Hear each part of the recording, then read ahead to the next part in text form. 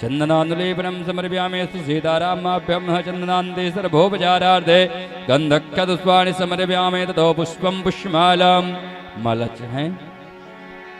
ओम ह्रीं ओं मोखधे प्रतिमोदध्वं भगवते प्रथोपरे अथवा इव सजिद्वरेर्वेरुदः पारिषणवः पुष्पं पुष्पमालां समर्पयामि सीतारामाभ्यां नमः पुष्पमालां ददतो धूपं दीपं प्रज्वाल्य हरिः ओं ब्रह्मणो समुखमासीद्वाहो राजन्यः कृतः ओरु तदस्य जनवैस्यः बुद्ध्याङ्गं शूद्रो अजायत धूपं आग्रापयामि धूपान्ते हस्तो प्रक्षाल्यम् पुरतो निधाय नैवेद्यं नैवेद्यामि नैवेद्यान्ते पञ्चग्रासजलम् ॐ प्राणाय स्वाहा ॐ अपानाय स्वाहा ॐ व्यानाय स्वाहा ॐ समानाय स्वाहा उदानाय स्वाहा मध्ये पानि मुद्रावृणुमः प्रक्षाल्यं हस्तो प्रक्षाल्यं जलं समर्पयामि। जल दिखा दे और ठाकुर जी में दक्षिणा चढ़ाएं। ततो द्रव्य दक्षिणाम् ओम चिद्दत्तञ्जतपरादानञ्जतपूर्दञ्जास्य दक्षिणाः तदग्निर्वैश्वकर्मणः स्वर्देवी कुनो दधत कृताय पूज साधुगुण्यार्थे सद्फलप्राप्त्यर्थं द्रव्यदक्षिणां समर्पयामि राष्ट्रीयमुद्रां समर्पयामि। ततो मन्त्रपुष्पाञ्जलिं नानास्वन्दपुष्पाणि यथा कालोद्भवानि या पुष्पाञ्जलिर्मया दत्त्वग्रहाणपरमेश्वर प्रार्थनापूर्वक मन्त्रपुष्पाञ्जलिं समर्पयामि। सीतारामाभ्यां नमः नमस्करोमि। पूरा अक्षत पुष्प लेकर के पूज्य व्यास जी का पूजन करेंगे। ओम ह्रीं ओं अखण्डमण्डलाकारं व्याप्तं येन चराचर तत्पदं दर्शितं येन तस्मै श्रीगुरवे नमः। व्यासाय नमः व्यासचरणकमलेभ्यो नमः। ध्यानार्थे अक्षतपुष्पाणि समर्पयामि। ततो चन्दनानुलेपनम्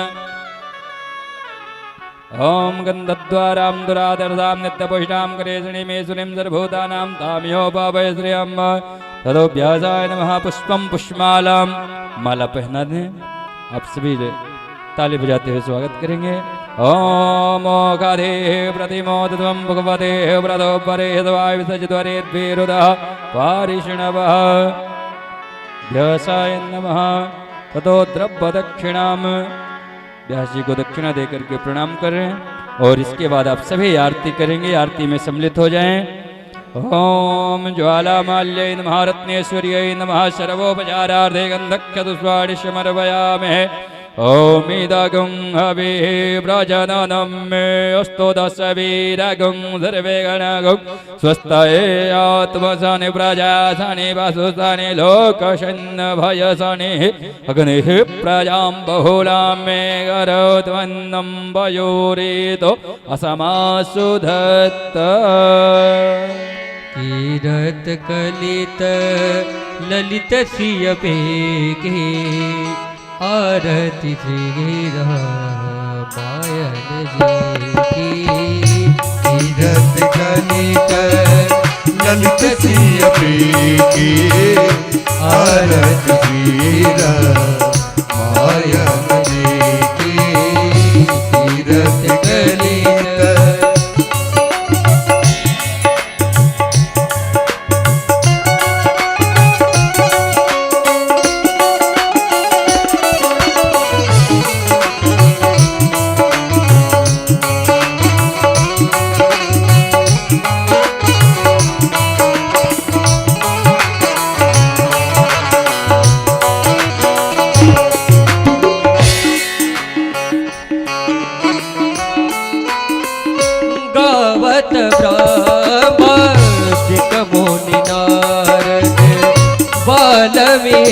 कवि ज्ञान विसारद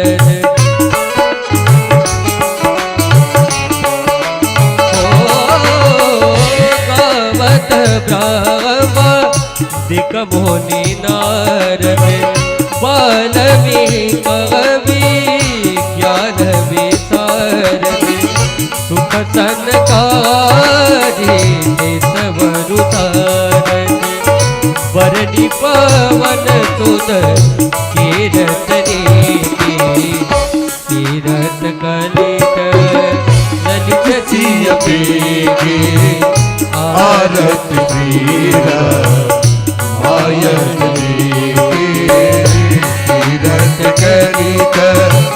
ललित सिय पेगे आरत वीरा मायन देगे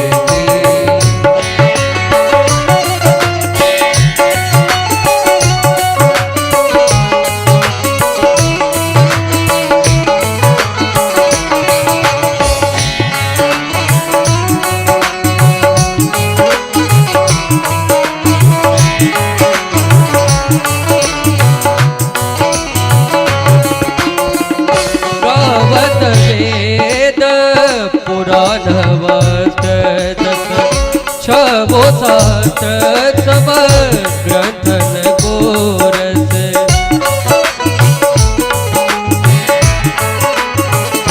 हो गावत वेद पुराण वस्त छवो शास्त्र सब ग्रंथन गोरस मुनि जन धन तन को सर्वस सारवस मत सबने की कीरत कलित ललित सिय बेगी आरत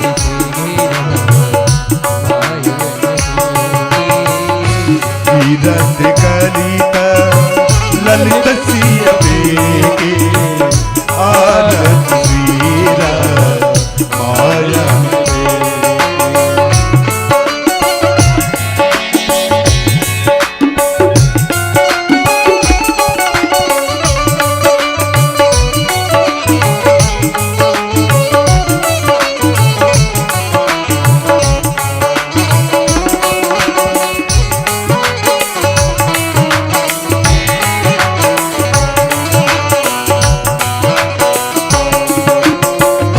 गावत संतत शंभो भवानी अरुघट भव मुनि विज्ञानी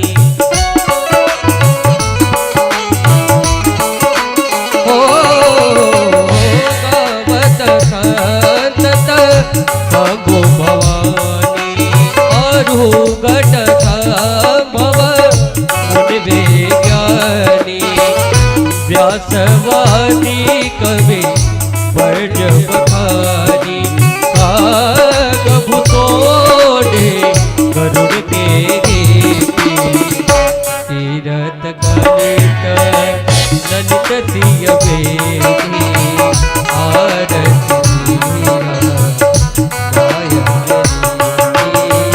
कीरत कलित ललित सिय बेगी आरत वीरा मायन देगे कलिमल हरण विषय रस पीगी सुभग सिंगार मुक्ति जुगती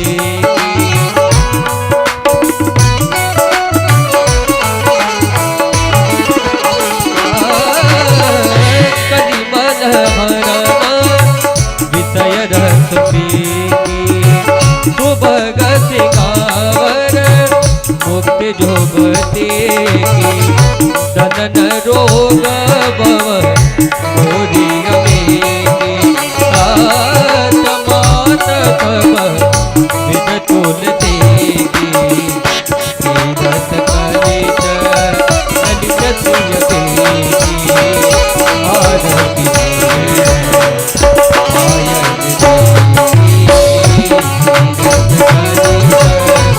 ललित सिय बेगी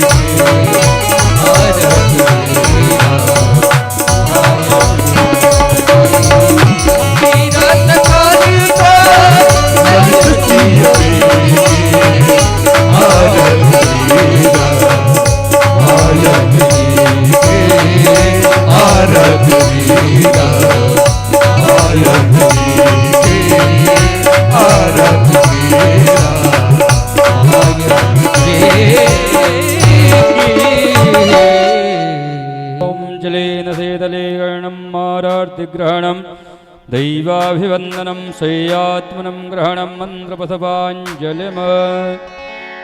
आरती की थाली वहीं रख दें, पुनः पुष्प लेकर के प्रार्थना करें। ॐ नानासुगन्धपुष्पाणि यथा कालोद्भवानि च पुष्पाञ्जलिर्मया दत्त्वग्रहाणः परमेश्वर सीतारामाभ्यां नमः प्रार्थनापूर्वक मंत्रपदपांजलिं समर्पयामि नमस्करोमि प्रणमेते चढ़ा करके प्रणाम करें। बोले श्री सीतारामचंद्र भगवान की जय, बोले हनुमान जी महाराज की जय हो, बोले बैरागी बाबा की जय हो, बोले व्यास जी महाराज की जय हो। जय जय श्री सीताराम नमः पार्वती पते हरे हर महादेव।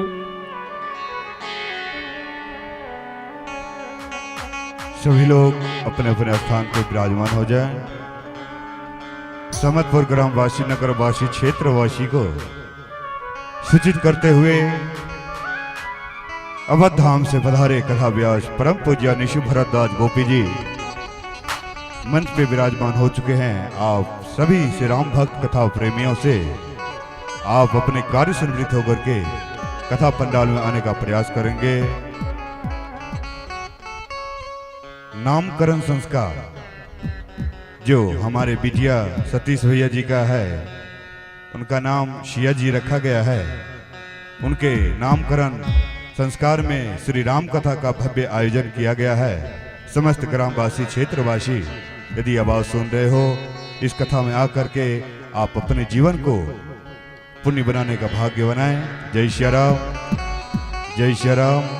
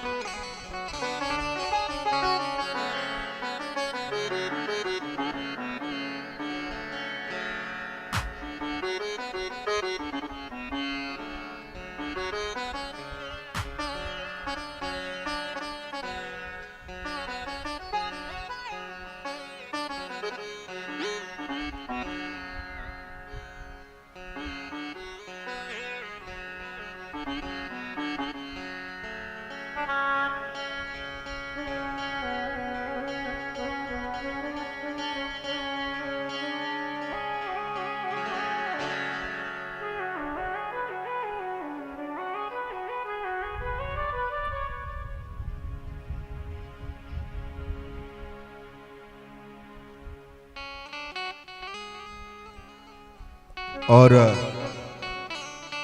हमारे व्यास जी का भूतपूर्व जजमान जो अप्रैल महीने में श्रीमद् भागवत कथा सुने थे, हमारे मुख्य जजमान जो आए हैं लखन लाल यादव जी जरवाही से हैं, कृपया करके मंच पे आने का प्रयास करेंगे। लखन लाल यादव जी जरवाही से हैं, ये मुख्य जजमान बने थे श्रीमद् भागवत कथा में।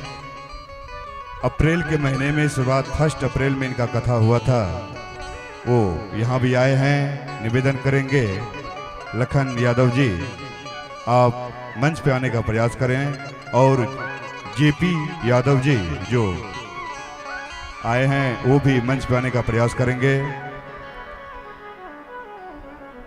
हजारी लाल यादव जरवाही से हैं, कृपया करके मंच पे आने का प्रयास करेंगे। सैलू यादव जरवाही से हैं, बहुत बहुत धन्यवाद सैलू भैया को, समस्त यादव परिवार को।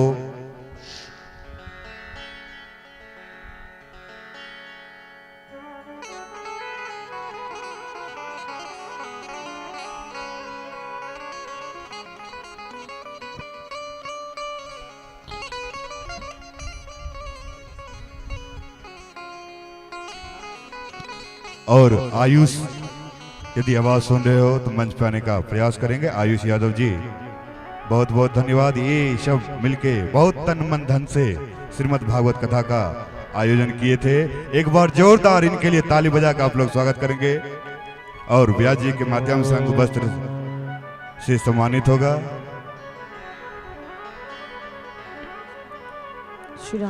हमारे भैया सतीश भैया जी के बिटिया सिया जी हैं, उनके नामकरण संस्कार बरहो जो होता है, नाम हुआ सिया जी नाम रखा गया। और उपलक्ष्य में श्री राम कथा का भव्य आयोजन आप समस्त ग्रामवासी क्षेत्रवासी नगरवासी को मिला है। गंगा में स्नान कराने में बहुत बहुत धन्यवाद इस गुप्ता परिवार जी को, बहुत बहुत धन्यवाद। जोरदार ताली से स्वागत करें। आप लोग थोड़ा ताली बजाएं।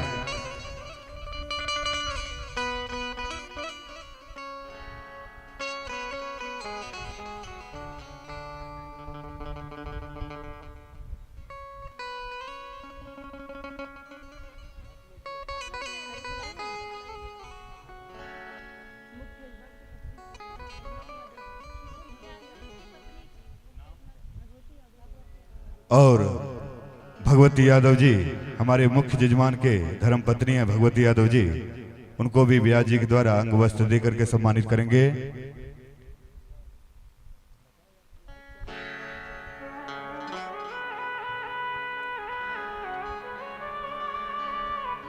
जोरदार ताली से आप लोग स्वागत करेंगे। आपके ग्राम से तो है ही, लेकिन बहुत जरवाही यहाँ से जो भी किलोमीटर हो वहाँ से आए हैं हमारे लखन यादव जी, बहुत बहुत धन्यवाद। आप इस कथा में आए, भगवान हमेशा आपके ऊपर कृपा बनाए रहें। जय श्री राम। निवेदन करेंगे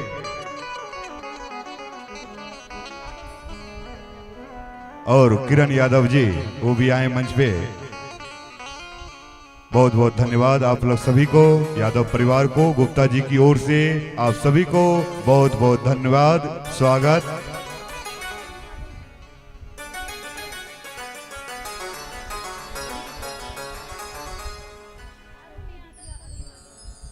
और छोटी बिटिया है अरुण यादव जी,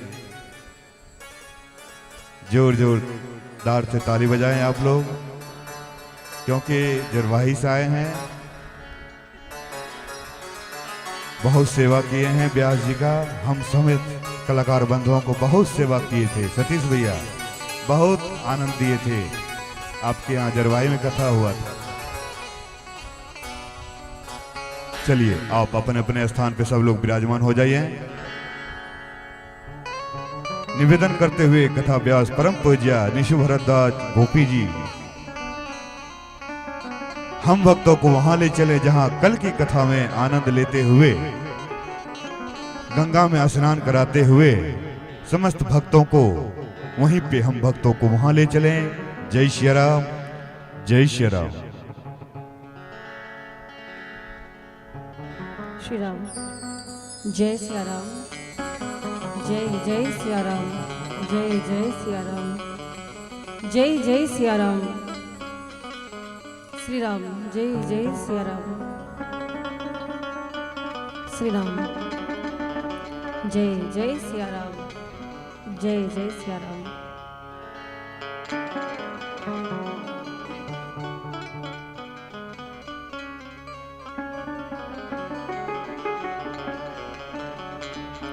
हरि ओम।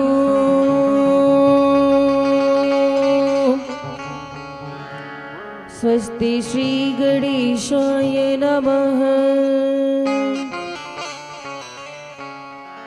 श्री गुरुवे नमः।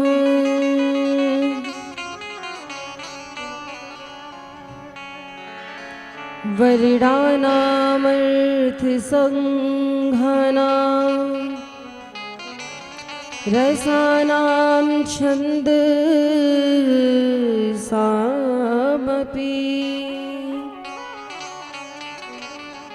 मंगलानां च कर्तारो वन्दे वाणी विनायको।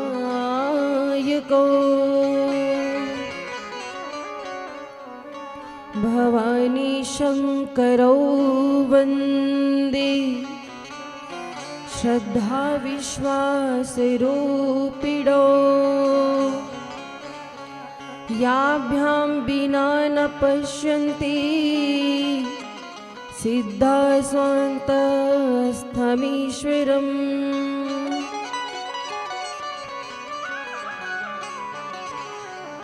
धियं सदा परिभवदम्भीष्टदोहं तीर्थास्पदं शिवविरञ्चनुतं शरण्यम्। भृत्यार्त्रिहं प्रणतपालभवाब्धिपोतं वन्दे महापुरुष ते चरणारविन्दम्।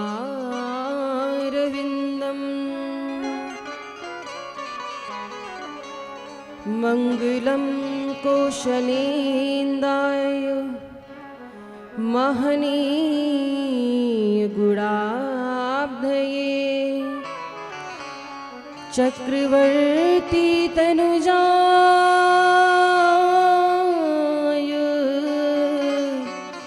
सार्वभौमाय मङ्गलम्। जय जय श्री राधा रमण, जय जय नवल किशोर, जय गोपी चित चोर प्रभु, जय जय माखन चोर। अतुलित बलधामं हेम शैलाभदेहं दनुजवन कृशानुं ज्ञानिनामाग्रगण्यम्।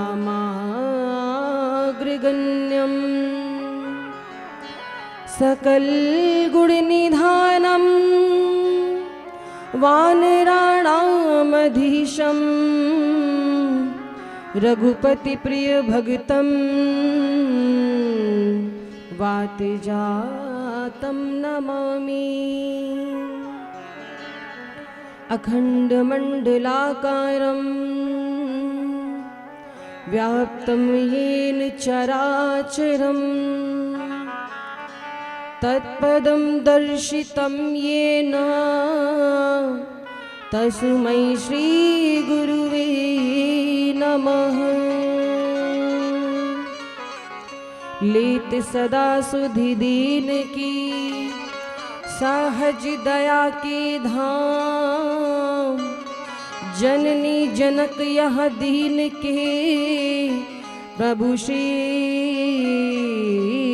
सीताराम। बोली राघवेंद्र सरकार की, श्री रामचरितमानस भगवान की, बोलो हनुमान जी महाराज की, बोली अयोध्या धाम की, बोली सरयू मैया की, बोलो चारों भैया की, बोलिए बैरागी बाबा की जय जय श्री सीताराम।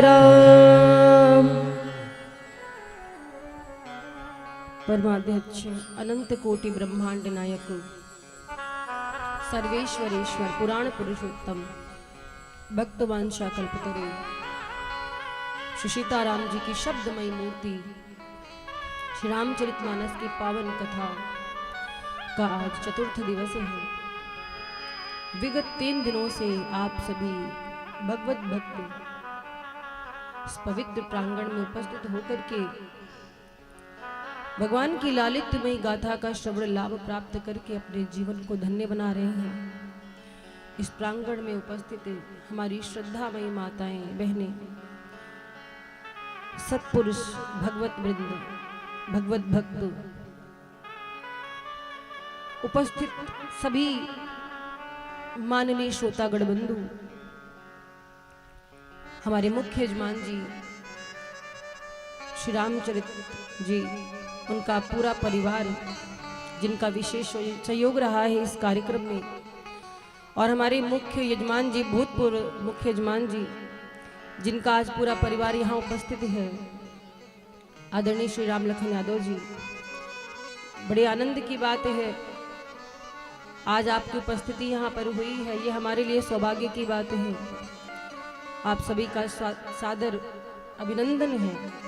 और YouTube, Facebook लाइव के माध्यम से जो भक्त कथा को श्रवण कर रहे हैं उन सभी को सादर जय श्री सीताराम। महाराज, एक जन्म के नहीं, जब अनंत जन्मों के पुण्योदय होते हैं, जन्म जन्मांतर के, कल्प कल्पांतर के, युग युगांतर के, तब कहीं जाकर के हमारा मन भगवान के चरणों में लग पाता है। तो हम सभी को भगवान की ये दिव्य कथा प्राप्त हुई है, इस दृष्टि से हम सभी बड़े सौभाग्यशाली हैं। आज चतुर्थ दिवस की कथा में हम प्रविष्ट हो। इससे पूर्व भगवान नाम संकीर्तन का आश्रय लेते हुए अपनी वाणी को, जीवा को पवित्र करेंगे। कुछ क्षणों के लिए अपने मन को, अपनी बुद्धि को श्री ठाकुर जी के चरणों में समर्पित करेंगे और भाव के साथ सभी भगवान के नाम का गुणगान करेंगे। बोलिए राघवेंद्र सरकार की जय हो।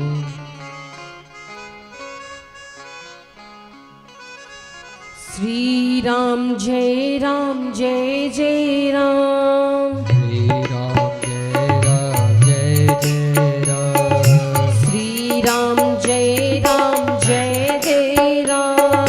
श्री राम जय राम। जय सिया राम बोलो जय सिया राम। जय सिया राम बोलो जय सिया राम। जय सिया राम बोलो जय सिया राम। जय सिया राम बोलो जय सिया राम। श्री राम जय जय राम। श्री राम जय जय राम। श्री राम जय जय राम। श्री राम जय जय राम। तालियों की सेवा करते हुए हरि बोल।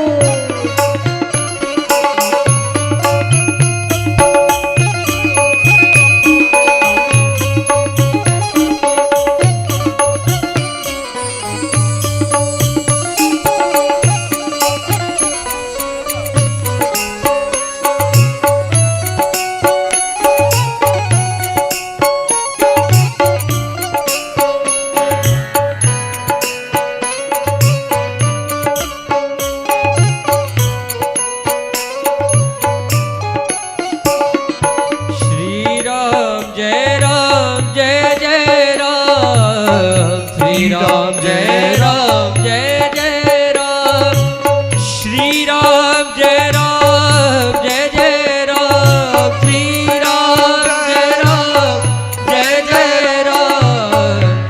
राम जय जय राम। श्री राम जय जय राम। जय जय राम। राधे श्याम बोलो राधे श्याम।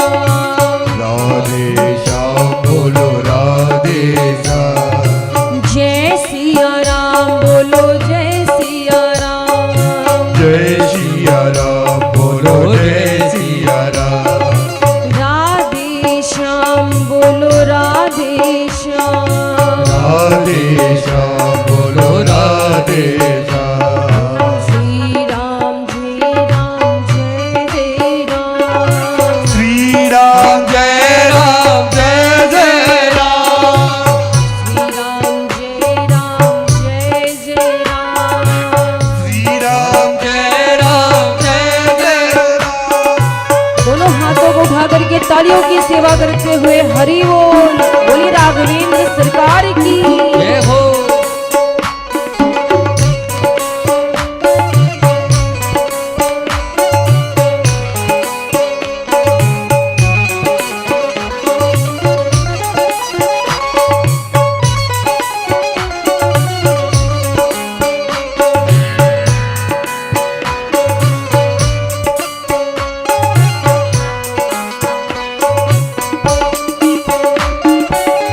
राधे श्याम बोलो राधे श्याम।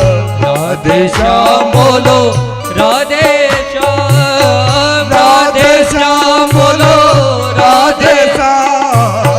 राधे श्याम बोलो राधे श्याम। राधे श्याम बोलो राधे श्याम। श्री राम जय जय राम। श्री राम जय जय राम।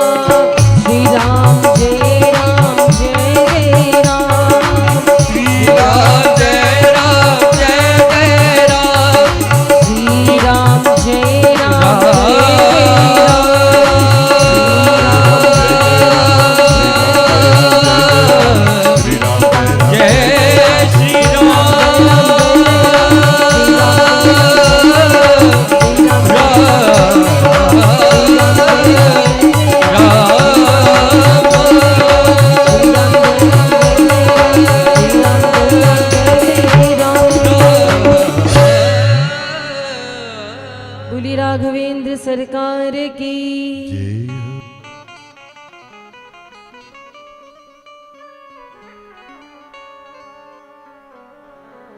कल आप सभी ने कथा के माध्यम से भगवान के प्राकट्य उत्सव का बहुत आनंद प्राप्त किया।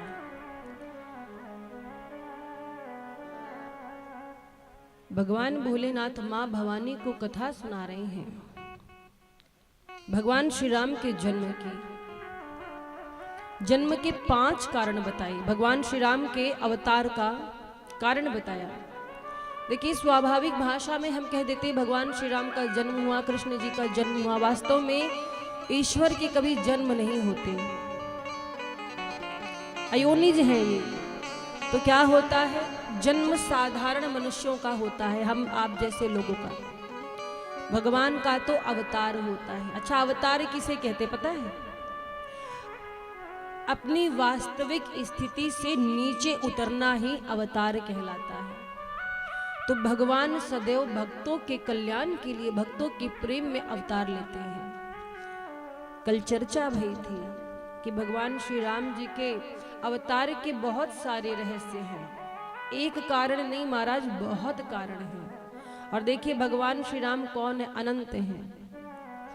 भगवान श्री राम अनंत हैं, उनकी कथा अनंत है। हरि अनंत, हरि कथा अनंता।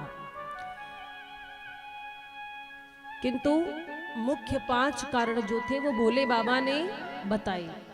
अच्छा, किसी को 5 कारण याद है? कल जो चर्चा भई थी, किसी को स्मरण है? याद है कोई कारण? याद रहता है सभी को, क्योंकि यहाँ पर भक्त बहुत ध्यान से कथा को सुनते हैं, लेकिन इतने आलसी हाथ नहीं उठाना चाहते, है ना? देखिए बाबा जी को पता है, होना चाहिए। आप कथा को सुनिए। केवल कथा सुनाना मेरा उद्देश्य नहीं है, कथा को जीवन में धारण कीजिए। अगर कभी कोई आपसे चर्चा करे तो आप उसको बता सके कि हमने कथा में ये चीज सुनी है। बात रही कथा की, तो कथा तो आप ग्रंथों में भी पढ़ सकते हैं। संसार में बहुत बड़े बड़े विद्वान हैं महाराज। कहीं कहीं गांव में ऐसे ऐसे विद्वान होते हैं जिन्हें पूरी रामायण कंठस्थ होती है, पूरी रामचरितमानस की चौपाई कंठस्थ होती है। पर कंठस्थ कर लेना बड़ी बात नहीं है, उसे लोगों तक पहुंचाना है। आपको पता है हम सभी के जीवन में 3 प्रकार के ऋण होते हैं। कितने ऋण होते हैं? 3। कौन कौन से ऋण? एक देवताओं का ऋण हमारे ऊपर होता है, दूसरा ऋषियों का, गुरुओं का ऋण होता है, और तीसरा माता पिता का ऋण होता है। और बिना इन तीनों ऋणों से मुक्ति प्राप्त किए हम मोक्ष की कामना नहीं कर सकते। जब तक इन तीनों ऋणों से हम उऋण नहीं होते हैं, तब तक मोक्ष कभी नहीं मिल सकता है। अच्छा, देवताओं का क्या ऋण है हमारे ऊपर? हमारे यहाँ बहुत सारे देवता हैं कि नहीं है? ग्राम देवता, कुल देवता, वायु देवता, स्थान देवता, जल के देवता, तो बहुत सारे देव हैं। और देवता मतलब कौन? मालिक। इस संसार में किसकी सत्ता है? देवताओं की सत्ता है। तो हम इस संसार में जीवन जी रहे हैं, देवताओं का ऋण है हम पर, और देवताओं के ऋण से उऋण होने के लिए ही हम कितनी विधियां करते हैं। जैसे सूर्य भगवान हमें प्रकाश देते हैं कि नहीं? सूर्य देवता प्रकाश देते हैं, इसीलिए हम लोग सूर्य भगवान को जल अर्पित करते हैं, है ना? ये क्या है? ऋणों से उऋण होने की विधि है। अग्नि देवता में आहुति दे करके हम अग्नि देवता के ऋण से उऋण होते हैं। ये पृथ्वी माता जो हमारे भार को सहन करती हैं, हम उन्हें प्रणाम करते हैं। हम लोग के विद्यालय में बताया जाता था कि जब गुरुजन कहते थे कि पृथ्वी मैया ने हम सभी का भार अपने ऊपर लिया है, तो हमारा क्या कर्तव्य है? हम उन्हें धन्यवाद करें। तो प्रातः काल उठ करके प्रातः स्मरण पढ़ना चाहिए। प्रातः स्मरण का श्लोक, कराग्रे वस्ते लक्ष्मी, कर मध्य सरस्वती, कर मूले तु गोविंदा, प्रभाते कर दर्शनम। इतना बोल करके आप पृथ्वी मैया को प्रणाम करिए। तब आप पृथ्वी मैया के ऋण से उऋण हो पाएंगे। नहाने से पूर्व, स्नान करने से पूर्व जल के देवता वरुण जी को प्रणाम करिए। भोजन करने से पहले हमें अन्न को प्रणाम करना चाहिए, अन्नपूर्णा माता को प्रणाम करना चाहिए। ये सब क्या है? देवताओं के ऋण से उऋण होने की विधि है। और महाराज बहुत सारे ऐसे भक्त हैं जो इन सभी नियमों का पालन करते हैं। तो ये देवताओं के ऋण से उऋण होने की विधि है। और ऋषियों का क्या ऋण है, गुरुओं का क्या ऋण है? देखिए महाराज, जीवन में जब तक गुरु की कृपा नहीं होती तब तक हम भगवत प्राप्ति नहीं कर सकते। भगवान को पाना है तो सबसे पहले जीवन में गुरु बनाना पड़ेगा। किसी एक को अपना गुरु अवश्य बनाइए, क्योंकि महाराज गुरु जो होते हैं हमारा मार्गदर्शन करते हैं। जीवन में जब कोई कठिनाई आती है तो गुरु हमारा मार्गदर्शन करते हैं। कल चर्चा हो रही थी कि चक्रवर्ती जी के मन में एक विचार आया, एक बार भूपति मन माही भय ग्लानि मोरे सुतनाई। तो क्या किया? चक्रवर्ती जी के मन में जब ये विचार आया कि अब तो हमारी वृद्धावस्था आ गई है, हमारे बाद अयोध्या का सिंहासन कौन संभालेगा, ये अयोध्या की प्रजा की देखभाल कौन करेगा? तो क्या किया चक्रवर्ती जी ने? दौड़ करके गुरुदेव वशिष्ठ के पास गए। क्यों? क्योंकि जीवन की हर समस्या का समाधान केवल गुरु के पास ही होता है। तो जीवन में गुरु अवश्य बनाना चाहिए। कहते ना, गुरु बिना विद्या ना लभते। किताब आपके सामने रख दी जाए, पुस्तक आपके सामने रख दिया जाए, आप पुस्तक पढ़ेंगे, पर अगर आप चाहो केवल पुस्तक पढ़ करके आप विद्वान हो जाओ तो कभी नहीं हो सकते। उसमें ऐसे बहुत सारे विषय हैं जिसके लिए व्याख्या करने की आवश्यकता होती है। और जब तक गुरु मार्गदर्शन नहीं करते हम जीवन में कठिनाइयों का सामना नहीं कर सकते हैं। इसीलिए गुरु की कृपा होती है। ऋषियों क्या ऋण है? आप जरा सोचिए, आज आप बैठ करके कथा सुन रहे हैं और मान लीजिए जो नहीं कथा सुन पाते प्रांगण में आकर के वो टीवी पर, मोबाइल पर कथा सुन लेते हैं, क्योंकि विज्ञान बहुत तरक्की कर चुका है ना, सोशल मीडिया का जमाना है। तो आजकल तो ऐसी सुविधाएं हैं, उपलब्ध हैं कि अगर किसी कथा व्यास की कथा आपको सुननी हो, आप केवल मोबाइल पे नाम डालिए और उस कथा व्यास की कथा आपके सामने आ जाएगी, है ना। उन कथा व्यास की कथा आपके सामने आ जाएगी, आप सुन लेंगे। लेकिन जरा विचार करिए, पूर्व काल में जब न कागज हुआ करते थे, न पेन हुआ करते थे, इतनी सुविधाएं नहीं थी, तब लोगों को कथा का लाभ कैसे मिलता रहा होगा, जरा विचार करिए। आज तो है लोग ग्रंथ पढ़ लेते हैं, कोई संशय है पुस्तक पढ़ लेते हैं, गूगल पर सर्च कर लेते हैं ना। लेकिन जिस समय ये सारे सुविधाएं नहीं थी, उस समय लोग कैसे ज्ञान प्राप्त करते थे? ऋषियों के द्वारा।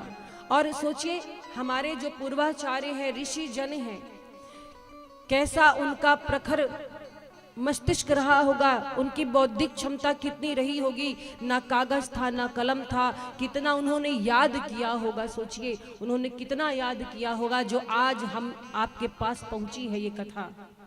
तो उनका ऋण है कि नहीं है हमारे ऊपर? और ये ऋण कैसे उतरेगा? आप जो भी कथा को सुनते हैं वो जा करके जरूर चर्चा करा कीजिए घर में। अगर आपके घर में कोई सदस्य नहीं आ पाया है किसी कारणवश या अगल बगल, तो उससे चर्चा जरूर करिए कि आज प्रांगण में ये कथा सुनाई गई, हमने ये कथा सुनी। मानो 3 घंटे की कथा आपको ना याद हो, कोई बात नहीं, कथा में कोई एक बात तो आपके समझ में आती होगी, कोई एक बात आप पकड़ लो। राम जी की कथा सुन रहे हो, कोई एक अच्छाई देख लो और उस पर चर्चा करो। आपकी बातों से कोई प्रेरित होगा, आप सत्संग करेंगे, तभी जाकर के ऋषियों के ऋण से उऋण हो पाएंगे। और तीसरा है माता पिता का ऋण। माता पिता धरती के देवता हैं। माता पिता के ऋण से उऋण होने के लिए हमें माता पिता की सेवा करना है जीवन पर्यंत, जब तक माता पिता जीवित हैं। तो महाराज, ये 3 ऋण ऐसे हैं, जब तक इनसे उऋण ना हो मोक्ष प्राप्ति नहीं हो सकती है। तो हम लोग चर्चा कर रहे थे कल कि भगवान श्री राम जी का प्राकट्य कैसे हुआ। देवताओं ने विनती की है प्रभु से, देवताओं की विनती सुन करके भगवान ने कहा कि हम रघुवंश में अपने अंशों सहित आएंगे। नवमी तिथि आई है शुक्ल पक्ष की और महाराज अभिजीत मुहूर्त है, दिन का समय है। भगवान श्री राम का प्राकट्य हुआ है। प्राकट्य जब हुआ तो भगवान श्री राम ने सबसे प्रथम दर्शन माँ कौशल्या को दिया। माँ कौशल्या के सामने एक तेज प्रकट हुआ। तेज पुंज को देखा है माँ कौशल्या ने और देख करके अचंभित रह गई।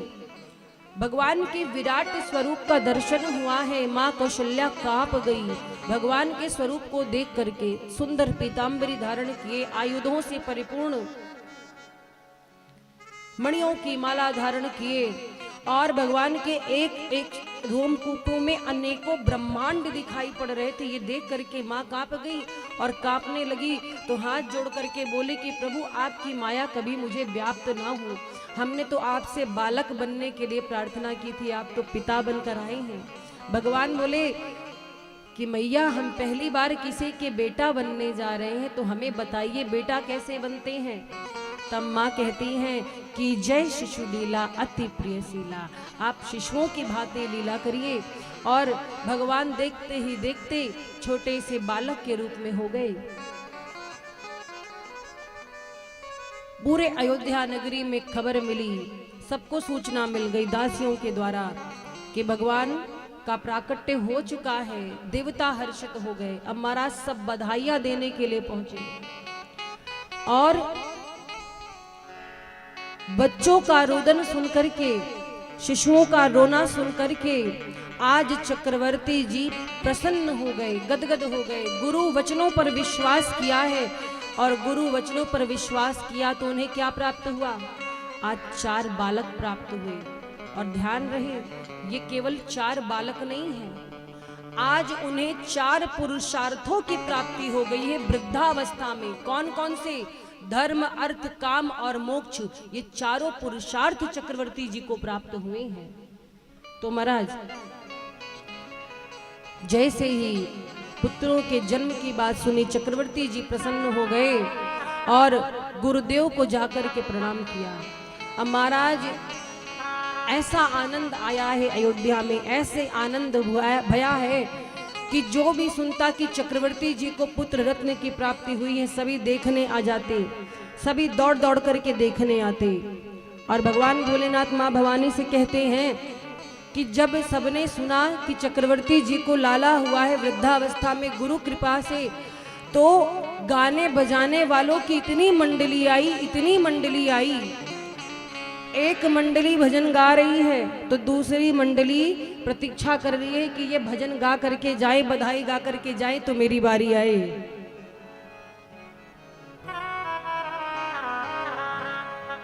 महाराज सभी ऋषि मुनि संत गण आज पहुंचे हैं हमारे प्रभु श्री राम जी को आशीर्वाद देने के लिए। अयोध्या में बधाई बंद नहीं हो रही महाराज, ऐसी बधाई हुई है, लोग ऐसे झूमे हैं। एक ऋषि पहुंचे, बोले ये चक्रवर्ती जी के ज्येष्ठ पुत्र हैं और हम इन्हें पहले बधाई देंगे। और देखिए कितना सुंदर बधाई दे रहे हैं, आशीर्वाद दे रहे हैं महाराज। आज आशीर्वाद दे रहे हैं और क्या आशीर्वाद देते हैं?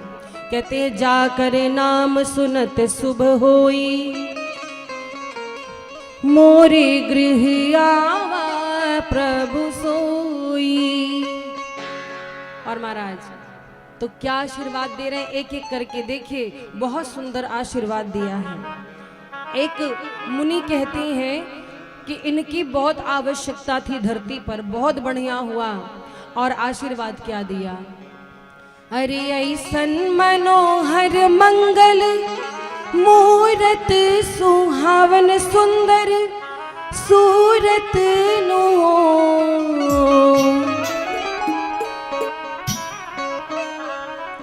ए राजा जी, ए राजा जी, ए राजा जी एक राता रहल हाँ जरूरत मुहूर्त खूब सूरत लो।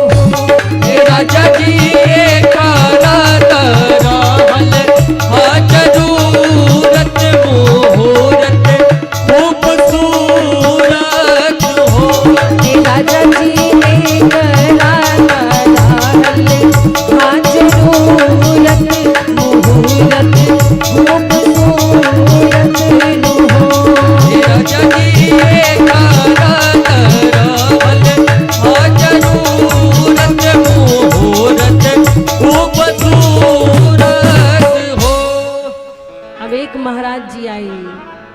और देखिए राम जी को आशीर्वाद दे रहे हैं। क्या कहते हैं कि हमको जनाई पड़ रहा है, ये कोई साधारण बालक नहीं, चक्रवर्ती जी के ज्येष्ठ पुत्र हैं। अच्छा चक्रवर्ती जी हम बोल रहे हैं, आप समझ रहे हो चक्रवर्ती जी कौन है? देखिए राम जी के पिताजी का बार बार नाम लेना अच्छा नहीं लगता, क्योंकि राम जी के पिताजी हैं, श्रेष्ठ हैं।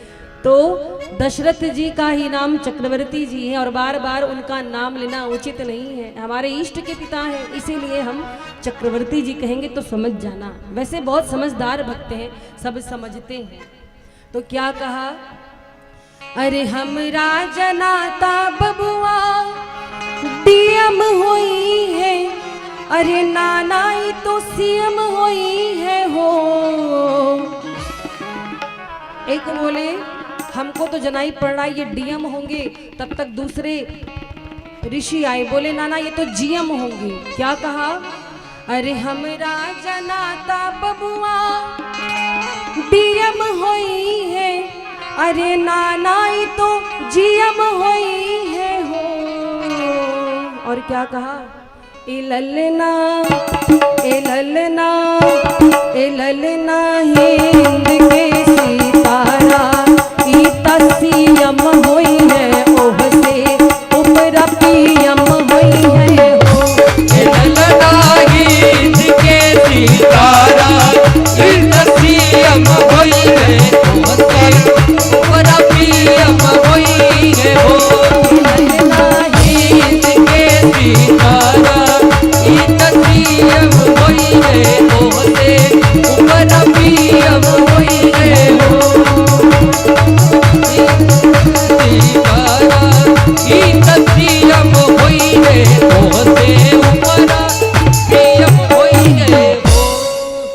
बोले अच्छा ये क्या जीएम पीएम डीएम सीएम लगा रखा है, अरे कोई साधारण नहीं है, और ऊंचा पद इनको दो और ऊंचा आशीर्वाद दो। तो क्या कहा, एक मुनि आए बोले अरे यहीं तक नहीं रहेंगे, हमारे बबुआ विदेश तक जाएंगे, खाली यहीं तक रहेंगे। और सही बात है महाराज, विदेश पहुंचे राम जी हैं, श्रीलंका गए कि नहीं गए? बोलो राघवेंद्र सरकार की जय हो। तो क्या आशीर्वाद दिया, अरे हुई है वाइस चांसलर यूनिवर्सिटी के मेयर लंदन सिटी के नो। बोले यूनिवर्सिटी के मेयर होंगे, यूनिवर्सिटी के वाइस चांसलर होंगे और लंदन के मेयर होंगे।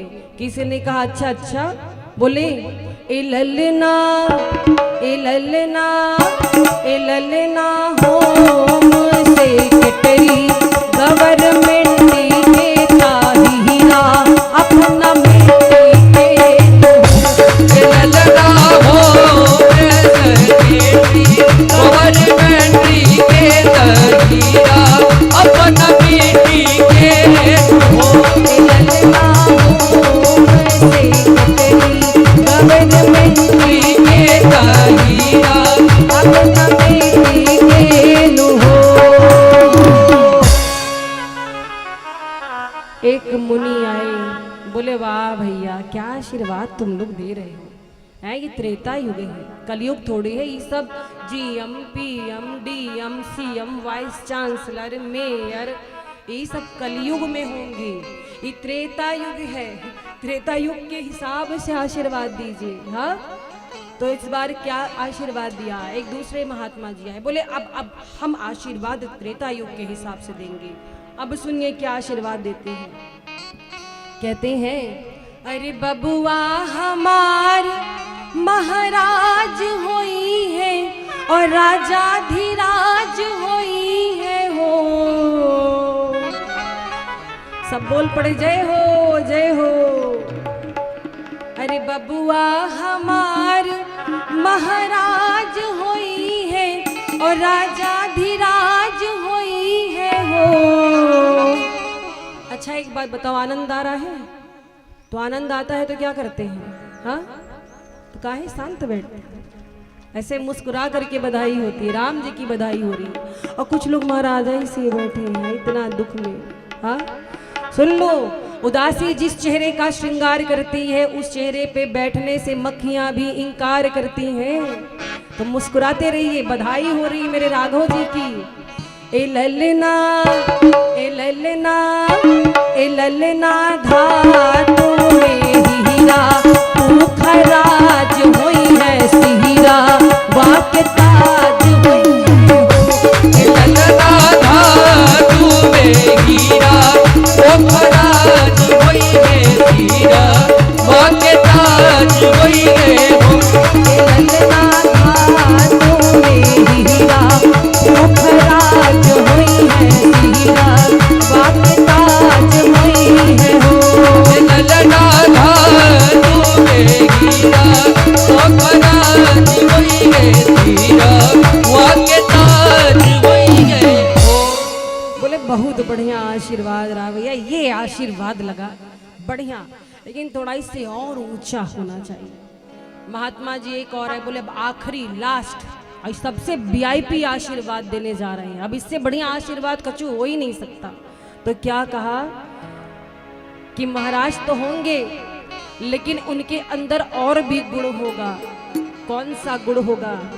बोले ये ज्ञानी भी होंगे और अपने पिता की तरह दानी भी होंगे और पूरे भूमंडल में खानदानी होंगे। इनके जैसा दूसरा भला कौन हो पाएगा? तो क्या कहा कि अरे मुनि ऐसन बबुआ ज्ञानी होई है और राजा जी ऐसन दानी होई है हो। अरे मुनि ऐसन बबुआ ज्ञानी होई है और राजा जी ऐसन दानी होई है हो। बजाओ ताली। ए ललना ए ललना ए ललना अखिल भूमंडल राजधानी होई है बापे यश खानदानी। ललना अखिल भूमंडल राजधानी होई है बापे यश खानदानी होई है हो। राजधानी हुई है बापे यश खानदानी हुई है हो। ललना अखिल भूमंडल राजधानी होई है बापे यश खानदानी होई है हो। बोलो राघवेंद्र सरकार की जय हो। तो महाराज ऐसी बधाई हुई है, इतना आनंद हुआ है। और गोस्वामी जी लिखते हैं कि आज चक्रवर्ती जी को इतना आनंद हुआ है, इतना आनंद हुआ है। आनंद क्या, परमानंद हुआ है।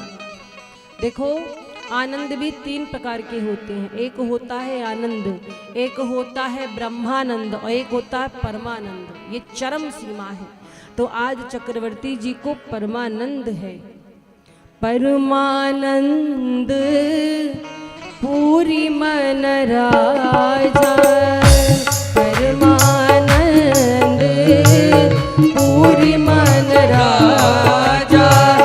कहा बुलाई बजावहु बाजा, कहा बुलाई बजावहु बाजा। कहा बुलाई बजावहु बाजा। कहा बुलाई बजावहु बाजा।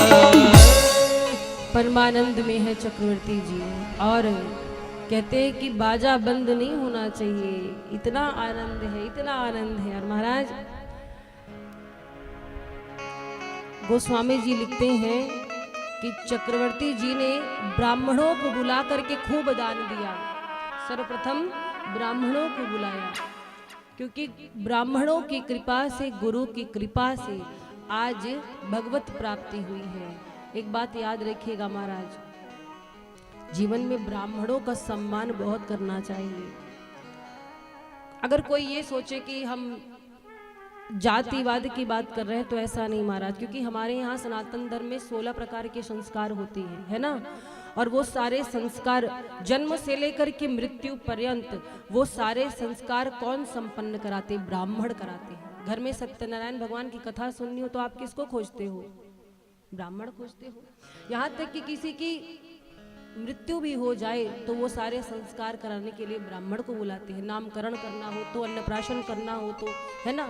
इसीलिए और ब्राह्मणों से भगवान को बड़ा प्रेम है, क्योंकि एक बात याद रखना, ये मैं अपने से बना के नहीं कह रही, ये वेद कहते हैं, शास्त्र कहते हैं कि भगवान मंत्रों के अधीन है। भगवान मंत्रों के अधीन और मंत्र ब्राह्मणों के अधीन है। इसीलिए ब्राह्मणों का, गुरुजनों का, संतों का सम्मान करो। जीवन में ये बात हमेशा याद रखिएगा। किसी स्थान पर यदि ब्राह्मण का, संत का, गुरु का अपमान होता है तो वहां विनाश हो जाता है। इसका प्रमाण मैं आपको दे दूं। लंका में जब हनुमान जी पहुंचे थे तो हनुमान जी का बड़ा अपमान किया था लंका वासियों ने। हनुमान जी कौन है? भगवान के भक्त तो हैं, पर हनुमान जी जैसा साधु कौन हो सकता है, संत कौन हो सकता है? तो उनका अपमान हुआ लंका में। और क्या हुआ? साधु अवज्ञा कर फल ऐसा, जरई नगर अनाथ कर जैसा। पूरी नगरी धू धू करके जल गई महाराज। तो जहां पर ब्राह्मणों का सम्मान होता है वहां पर देवताओं का वास होता है। आपके यहाँ कोई भी ब्राह्मण आए तो आपसे जितना बन सके सामर्थ्य के अनुसार, ये नहीं कि आप अपना सब कुछ उठाकर ब्राह्मणों को दे दो, ये नहीं कहा जा रहा। आपका सामर्थ्य है तो दान पुण्य करिए। यदि आपको परमात्मा ने दिया है तो, नहीं दिया है तो कोई बात नहीं, राम राम कीजिए। यदि आपको ईश्वर ने दिया है अपनी आवश्यकता के अतिरिक्त तो आपको दान पुण्य करना चाहिए। क्यों आवश्यक है पता है?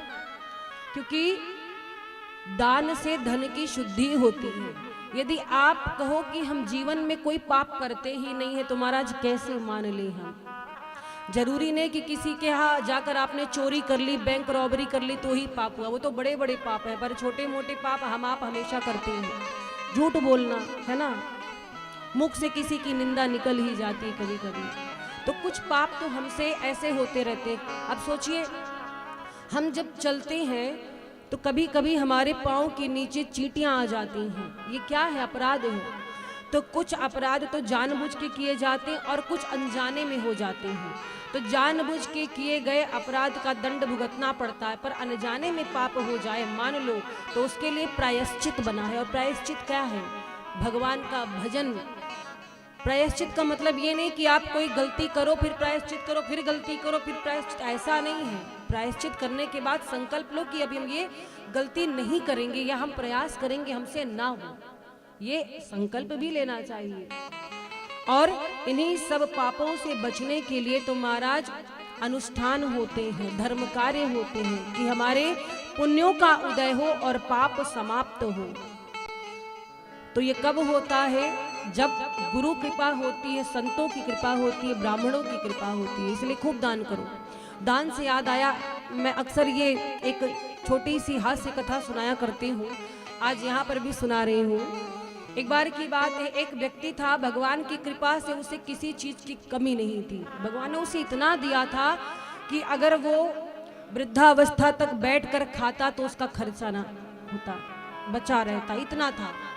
तो मोहल्ले में या कहीं भी कोई भी धर्म कार्य हो, लोग उससे जब कहते कि भैया कुछ दान पुण्य कर दो, धर्म कार्य हो रहा, बोला 1 रुपया नहीं दूंगा। अरे भगवान ने तुमको दिया है, बोले दिया है तो मेहनत किया। क्या भगवान ने पेड़ पे उगाए थे? हमको मेहनत से मिला है, मेहनत का पैसा हम खर्च नहीं करते हैं। मोहल्ले में कोई धर्म कार्य हो, कोई चंदा मांगने आए तो भगा देता। तो व्यंग में लोग उसको दान चंद बोलते। क्या बोलते? दान चंद। सब कहते कि ये दानी दान चंद है, क्योंकि उसने कभी फूटी कौड़ी भी किसी को नहीं दी थी। तो लोग हंसी में, व्यंग में बोलते। तो एक दिन की बात है, उसका घर है गंगा जी से 12 किलोमीटर दूर। एक दिन पत्नी बोली कि भगवान ने आपको इतना कुछ दिया है, इतना पैसा दिया है, लेकिन आप कभी न दान पुण्य करते हैं, न कोई सत्कर्म करते हैं, न कोई धर्म करते हैं। कुछ तो कीजिए। बोला देवी कोई ऐसी बात बताओ जिसमें दान पुण्य न करना पड़े, सत्कर्म भी हो जाए, भगवान का भजन भी हो जाए और पैसा ना लगे। पत्नी बोली हद है। अच्छा आप एक काम की जाइए, गंगा जी स्नान करके चले आइए, गंगा स्नान करने में तो एक को पैसा खर्च नहीं होगा। बोला ये बात बढ़िया लगी, मैं तुरंत जाऊंगा, कल ही जाऊंगा। महाराज प्रातः काल निकल गया गंगा स्नान के लिए और गया कैसे? पैदल पैदल, कोई गाड़ी घोड़ा शिकारी सवारी भी नहीं कि खर्चा लगेगा। पैदल पैदल 12 किलोमीटर गया, पहुंचा घाट पर, गंगा जी के तट पर। तो देखा घाट पे बहुत सारे पंडा है, सोचा यहाँ नहाऊंगा तो दान करना पड़ेगा। सो महाराज मुर्दा घाट पहुंच गए। मुर्दा घाट पहुंच गया। मुर्दा घाट में वैसे भी जगह खाली रहती है। भगवान भी ऊपर बैठे बैठे सोच रहे हैं कैसा आदमी है ये, इसको इतना दिया है, ये दान करने से पीछे भाग रहा है, आज मैं इससे दान करा करके रहूंगा। भगवान तो उसके कल्याण की बात सोचे। सो भगवान पंडा जी का रूप धारण करके आ गए। अब वो बेचारा अपना वस्त्र उतार करके जैसे गंगा जी में प्रविष्ट हुआ, वैसे ही आवाज आई पंडा जी की, यजमान की जय हो, यजमान की जय हो। बेचारा स्नान करके निकला बाहर, देखा सामने पंडा जी खड़े। दानचंद बोला आपका परिचय? पंडा जी बोले संतोषी ब्राह्मण है, यही घाट पे पड़े रहते हैं। दानचंद बोला मुर्दा घाट भी नहीं छोड़ा, इसको तो छोड़ दिए होते। बोले अरे हम संतोषी ब्राह्मण हैं, कहा ना कि आप जैसा यजमान कभी कभी आता है, हमारे एक एक वर्ष के खाने का प्रबंध करके जाता है। दानचंद बोला एक वर्ष? अरे हम एक दिन का ना करें। पंडा जी से होने लगी बहस। पंडा जी बोले भाई स्नान किया, कुछ तो देना पड़ेगा। दानचंद बोला आज तक रिकॉर्ड है नहीं दिया। पंडा जी बोले अब देना पड़ेगा। दोनों में हुई लड़ाई महाराज। अब यजमान में और पंडा जी में झिकझिक चालू हुई। बहस करते करते करते करते समय बीत गया 4 घंटे। वो कहता हम देंगे नहीं, पंडा जी कहते हम छोड़ेंगे नहीं। जब समय बीत गया तब दानचंद गया था थक, 12 किलोमीटर पैदल चल के आया था। पीछा छुड़ाने के लिए बोल दिया, बोला चलो दिया। पंडा जी बोले कितना? बोला 1 धेला। पहले की समय की बात है, धेला चलता था। तो बोला 1 धेला दिया, वो भी उधार, लाए नहीं है, आना ले जाना कभी। अब दानचंद को क्या पता था कि वो घर तक पहुंच जाएंगे। सो पिंड छुड़ाने के लिए बोल दिया। अब महाराज दानचंद पुनः 12 किलोमीटर पैदल वापस चल करके आया घर पे, थका हुआ था। जैसे ही अपने बिस्तर पर शयन करने गया तब तक द्वार पे आवाज आई, यजमान की जय हो, यजमान की जय हो। जैसे आवाज आई दानचंद ने पत्नी से कहा जरा देखो बाहर कोई आया है क्या। पत्नी आई, बोली महाराज आपका परिचय? बोले हम पंडा जी हैं, गंगा जी के तट से आए हैं, आपके पति हमारे यजमान हैं, कुछ उधार करके आए हैं, वही उधारी ले ले हमारी। पत्नी गई अंदर, बोली किसी को कुछ देने के लिए कह के आए थे। दानचंद उठकर बैठ गया। दानचंद कहता वो यहां तक आ गया, हद है। पत्नी बोली बाहर खड़े हैं। दानचंद ने कहा ऐसा है, इससे पिंड ऐसे छूटेगा कि बोल दो हम बहुत बीमार हैं। पत्नी बोली ऐसे कैसे कह दे। दानचंद बोला अरे कौन देखने आ रहा, कह दो हम बीमार है, बाद में आएगा। पत्नी बेचारी आई, मुंह बनाए थोड़ा लटकाए, महाराज वो बीमार ज्यादा है, अब बाद में आना। पंडा जी बोले राम राम राम, हमारे यजमान बीमार हैं और देवी ऐसे दुख की घड़ी में, ऐसे संकट की घड़ी में हम उनको छोड़कर चले जाएं, ये कैसा धर्म है। जब तक हमारे यजमान स्वस्थ नहीं होते हम जाएंगे नहीं। और देवी आप हमें थोड़ी सूखी सामग्री दे दो, यहीं आपके घर के बाहर हम बना पालेंगे। पत्नी गई अंदर, दानचंद उठ के बैठा। गया वो कहीं गए नहीं, डेरा डाल के बैठ गए, जाएंगे नहीं, कह रहे हैं बिना तुमसे मिले नहीं जाएंगे। दानचंद ने कहा हद है, ये कैसा पंडा मेरे पीछे लग गया। दानचंद बोला इस बार जाके कह दो हम मर गए। पत्नी बोली हम नहीं बोलेंगे ये सब, थोड़े से पैसे के लिए तुम खुद को मार दोगे। बोले अरे कहने में क्या लगता है, श्वास रोके पड़े रहेंगे, जाओ बोल दो हम दुनिया में नहीं रह गए। पत्नी बेचारी थोड़ा आंसू आंसू गिरा करके, पत्नी है भाई, धर्म तो मानना है, पति का बात मानना है। आई कहीं महाराज वो चले गए रोते हुए, सोची ये कहने से छुट्टी मिल जाएगी। पंडा जी बोले राम राम राम, देवी ये तो बड़ा अनर्थ हो गया, हमारे यजमान चले गए, देवी बड़ा अनर्थ हो गया। अब जब तक यजमान का अंतिम संस्कार नहीं हो जाता है हम कैसे जा सकते। और तुम हो नारी जाति, भला तुम कहाँ तक किसी को बताओगी? हम ही पूरे गांव में सूचित कर देते हैं कि दान चंद चले गए। पत्नी कहती है महाराज सुनो तो, कौन सुन रहा है? अमित रूप प्रगटेत ही काला, पूरे गांव में हल्ला मच गया, दान चंद चले गए। और ये भी इतना बड़ा ढीठ, श्वास रोके पड़ा है बिस्तर पे, देना ना पड़े। अब पूरे गांव के लोग एकत्र हो गए। 10 मिनट के अंदर दानचंद के द्वार पर लगी भीड़ महाराज। अब मरने के बाद तो तारीफ होती है, बड़ा भला आदमी था, अरे खर्चा नहीं करता था, बाकी स्वभाव तो बढ़िया था इसका, अरे कल ही मिला था हमको।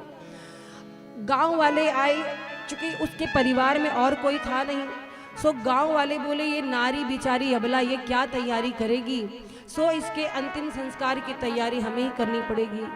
बांस मंगाए गए हरे महाराज। अब क्या हुआ, उसको उठाया गया, वो ऐसे पड़ा है, भगवान भी मन में सोच रहे हद है, ये मर जाएगा सच में पर देगा नहीं। उसको लिटाया गया, अर्थी पे लेट भी गया, सफेद वस्त्र ला करके कफन उठाया गया, उसको बांधा गया, बंध गया, श्वास रोके पड़ा है।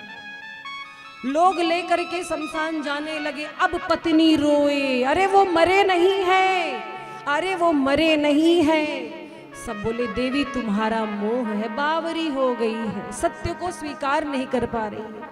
एक महिला बोली अरे जब किसी का पति चला जाता है ऐसे सदमा लगता है, भला ऐसे कैसे उसको विश्वास होगा, संभालो बहन अपने आप को, जो होना था सो हो गया। बोली अरे ये सच में मरे नहीं, कौन सुन रहा है। गांव वाले लेकर पहुंचे शमशान, साथ में पंडा जी भी जा रहे हैं। पंडा जी सोच रहे हद है, पूरी दुनिया को मैं नाच नचाता हूँ, परा जी हमको नाच नचा रहा है, एक पैसा देने में इतनी बड़ी कंजूसी, ना होता तो कोई बात नहीं, अरे हम तो इसके भले के लिए आए। चिता पे लिटाया गया, ये भी लेटा हुआ है, भगवान को दया लगी। पंडा जी के रूप में जो भगवान है, पंडा जी पहुंचे, गांव वालों से बोला कि 1 मिनट, ये संकल्प में हमारे यजमान है, हम इनके कान में कुछ कहना चाहते हैं। गांव वाले बोले कि कहिए कहिए भाई। अब पंडा जी आए, वो आंख बंद करे लेटा है। पंडा जी कान में बोले आया हूँ बैकुंठ से तुम्हें हित नाता जोड़, मैं बैकुंठ से आया हूँ, तुमसे नाता जोड़ा है मैंने, तुमने हमसे नहीं जोड़ा। जैसे इसने सुना कि आया हूँ बैकुंठ से, सो आंख खोली, फिर पंडा जी का चेहरा, फिर आंखें बंद कर ली। भगवान हंसने लगे, समझ गई ये देगा नहीं। बोले अच्छा ठीक है भैया तुम दो मत, हमसे कुछ वरदान मांग लो। मांग ले हूँ वरदान, कचोट कर बैठ गया। बोला वही धेला दीजिए छोड़ प्रभु, वही धेला दीजिए छोड़। बोली राघवेंद्र सरकार की। तो ऐसे ऐसे लोग हैं महाराज, लेकिन यहाँ के भक्त नहीं है। मैं तो कहीं और की बात कर रही थी, यहाँ के भक्त बहुत अच्छे हैं, लेकिन जीवन में दान करना चाहिए। दान से धन की शुद्धि होती, पाप समाप्त होते हैं। और एक बात कहूँ, क्षमा करना, ब्राह्मणों को दान क्यों दिया जाता है, कारण क्या है, क्यों दान दिया जाता है ब्राह्मणों को? कारण ये है, ऐसा नहीं कि ब्राह्मण पढ़े लिखे नहीं होते हैं, या उनमें और कोई गुण नहीं होता है, या वो कोई बिजनेस नहीं कर सकते हैं, कोई नौकरी नहीं कर सकते। दरअसल ये मंत्रों का अधिकार ब्राह्मणों को दिया गया है। ब्राह्मण तो समाज के कल्याण के लिए बने हैं। क्यों? क्योंकि महाराज जो ब्राह्मण जो होते हैं वो त्रिकाल संध्या करते हैं, वंदना करते हैं और गायत्री का जप करते हैं, और जो ये करता है वही केवल दान ले सकता है। क्योंकि जो व्यक्ति दान करता है, हर व्यक्ति कुछ ना कुछ दान करता है, और दान करने वाला समझो इसलिए दान करता है कि हमारे पुण्य उदय हो और पाप समाप्त हो। तो वो पाप किसके हिस्से में जाते हैं? ब्राह्मण के। अच्छा, ब्राह्मणों को पाप क्यों नहीं लगता? क्योंकि वो नियम करते हैं। एक ब्राह्मण ही है जो उसे पचा सकते हैं, हर कोई नहीं पचा सकता, इसीलिए दान की विधा है। तो हर व्यक्ति को अपनी कमाई का दशांश दान करना चाहिए। आज चक्रवर्ती जी ने खूब जी भर के ब्राह्मणों को दान किया है। और गोस्वामी जी लिखते हैं, ग्रह ग्रह बाज बधाव, शुभ प्रगटे सुषमा कंद, हर्षवंत सब जहाँ तहाँ, नगर नारी नर वृंद। और आज अयोध्या नगरी कैसी लग रही है? अवधपुरी सो हई एहि भांति, अवधपुरी सो हई एहि भांति, प्रभु ही मिलन आई जनु राति,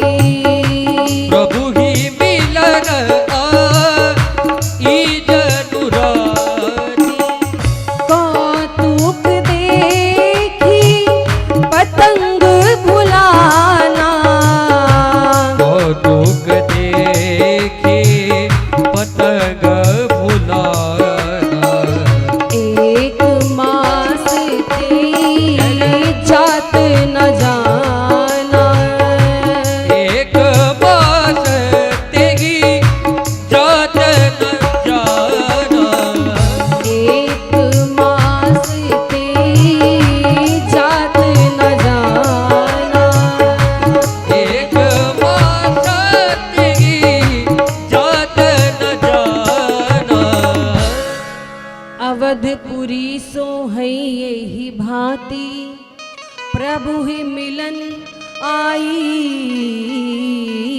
जनुराती। अब गोस्वामी जी एक चोरी की बात बता रहे हैं। भगवान भोलेनाथ एक चोरी की बात बता रहे हैं। कहते हैं देवी आपको पता है अयोध्या में 1 महीने तक उत्सव चला है। कितने? 1 माह तक उत्सव चला है। मास दिवस कर दिवस भा मरम ना जाने कोई, रथ समेत रवि था क्यों निशा कवन विधि हुई।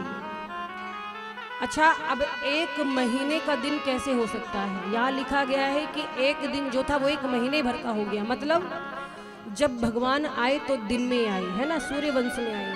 तो भगवान सूर्य को जब पता चला कि हमारे वंश में प्रभु आए हैं तो दर्शन करने के लिए आ गए। और जब दर्शन करने के लिए आए, अयोध्या में ऐसा उत्सव हो रहा था, इतना उत्सव हो रहा था कि उत्सव में सूर्य देवता ऐसे भूल गए कि 1 महीने तक उनका रथ दूर गया ही नहीं, वहीं पर खड़े हो गए। रथ हाँका ही नहीं सूर्यदेव ने, उसी जगह रथ खड़े करके देख रहे, अयोध्या का उत्सव देख रहे, आनंद देख रहे हैं। कितना बढ़िया लग रहा है। अच्छा, किसी को पता कैसे नहीं चला कि रात नहीं हुई है? कारण ये था कि जब राम जी आए हैं तो केवल चक्रवर्ती जी के घर में उत्सव नहीं हुआ है, केवल चक्रवर्ती जी के महल में उत्सव नहीं हुआ। उत्सव कहाँ हुआ है पता है? उत्सव हुआ है पूरी अयोध्या नगरी में, पूरी अवध नगरी में उत्सव मनाया गया। हर घर में दीप जल रहे थे, हर घर में हवन हो रहा था, हर घर में धूप जल रहे थे। और इतना धुआं उठा, इतना धुआं उठा महाराज कि धुएं की एक मोटी सी परत बन गई अयोध्या नगरी के ऊपर। तो सबको लगा रात हो गई, पर रात हुई नहीं थी। भगवान सूर्य का रथ रुक गया था और रात्रि देवी प्रतीक्षा कर रही थी सूर्य देवता जाएं तब हम आए। लेकिन रात्रि देवी को अवसर ही नहीं मिला। यहाँ तक कि रात्रि देवी नाराज भी हो गई। भगवान से मन ही मन बोली, प्रभु ये आपने अन्याय किया है। सूर्य देवता ने आपका दर्शन कर लिया, चंद्र देवता और रात्रि देवी नाराज हुई। तो भगवान कहते हैं कि चिंता न करिए, अब कि हम दिन में आए हैं, द्वापर में रात में आएंगे 12 बजे, तो खूब दर्शन करना जब कृष्ण बन करके आएंगे। तो महाराज भगवान राघवेंद्र सरकार का दर्शन करने के लिए सारी अवध के नर नारी पहुंच रहे हैं। और ऐसा सुंदर स्वरूप है मेरे राघव जी का, जो देखता है वो मोहित हो जाता है। ऐसे सुंदर बाल हैं, घुंघराले केश हैं कि भगवान के दर्शन देख करके किसी की आंखें थकती नहीं।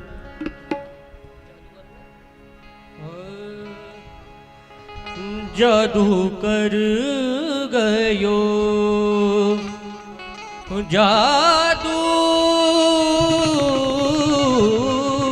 कर गयो है, हो जादू कर गयो कौशल्या को लाल, जादू कर गयो कौशल्या को लाल, जादू कर गयो कौशल्या को लाल, कर गयो कौशल्या को लाल। जाके नैना कागरे तेरी चाल, जाके नैना कागरे तेरी चाल, जादू कर गयो कौशल्या को लाल, जादू कर गयो कौशल्या को लाल।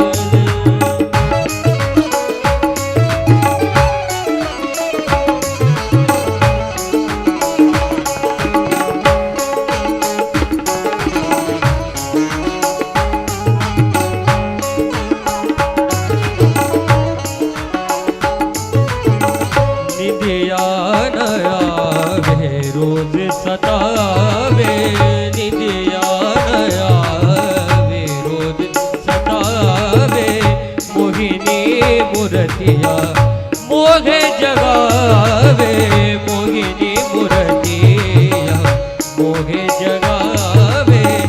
नैना जागा के रे कमाल, जादू नैना जागा के रे कमाल, जादू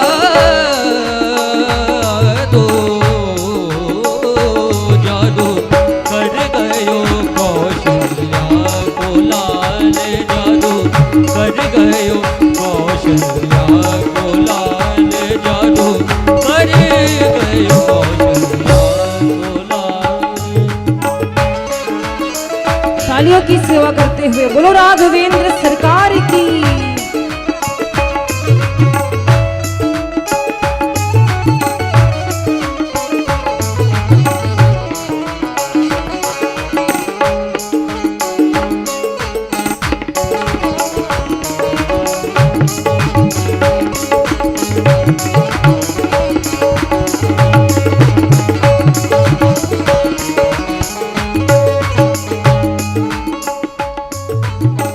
कुंज बिहारी श्री हरिदासी, कुंज बिहारी श्री हरिदासी, करुणा की है आस जरा सी, करुणा की है आस जरा सी, मन बस गयो मेरो राघोला, मन बस गयो मेरो राघोलाल, जादू कर गयो कौशल्या कोलाल, जादू कर गयो कौशल्या कोलाल, जाके नैना कगर तेरी चाल, जादू नैना जगे तेरी चाल, जादू कर गयो कौशल्या कोलाल, जादू कर गयो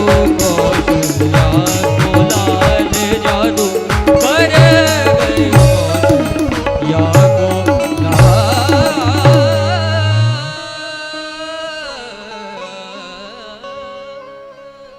बोलो राघवेंद्र सरकार की। जय हो। भगवान भोलेनाथ माँ भवानी से कहते हैं कि देवी एक चोरी की बात कहूँ, मैं एक रहस्य की बात कहूँ, एक रहस्य आज मैं आपसे बता रहा हूँ, मैंने किसी को बताया नहीं है आज तक। कौन सा रहस्य? कहती हैं कि जब भगवान अवध में आए थे ना, तो मैं भी गया था उनके दर्शन करने, भेष बदल कर। मैं और कागभूषुंडी जी दोनों लोग गए थे, गुरु चेला दोनों।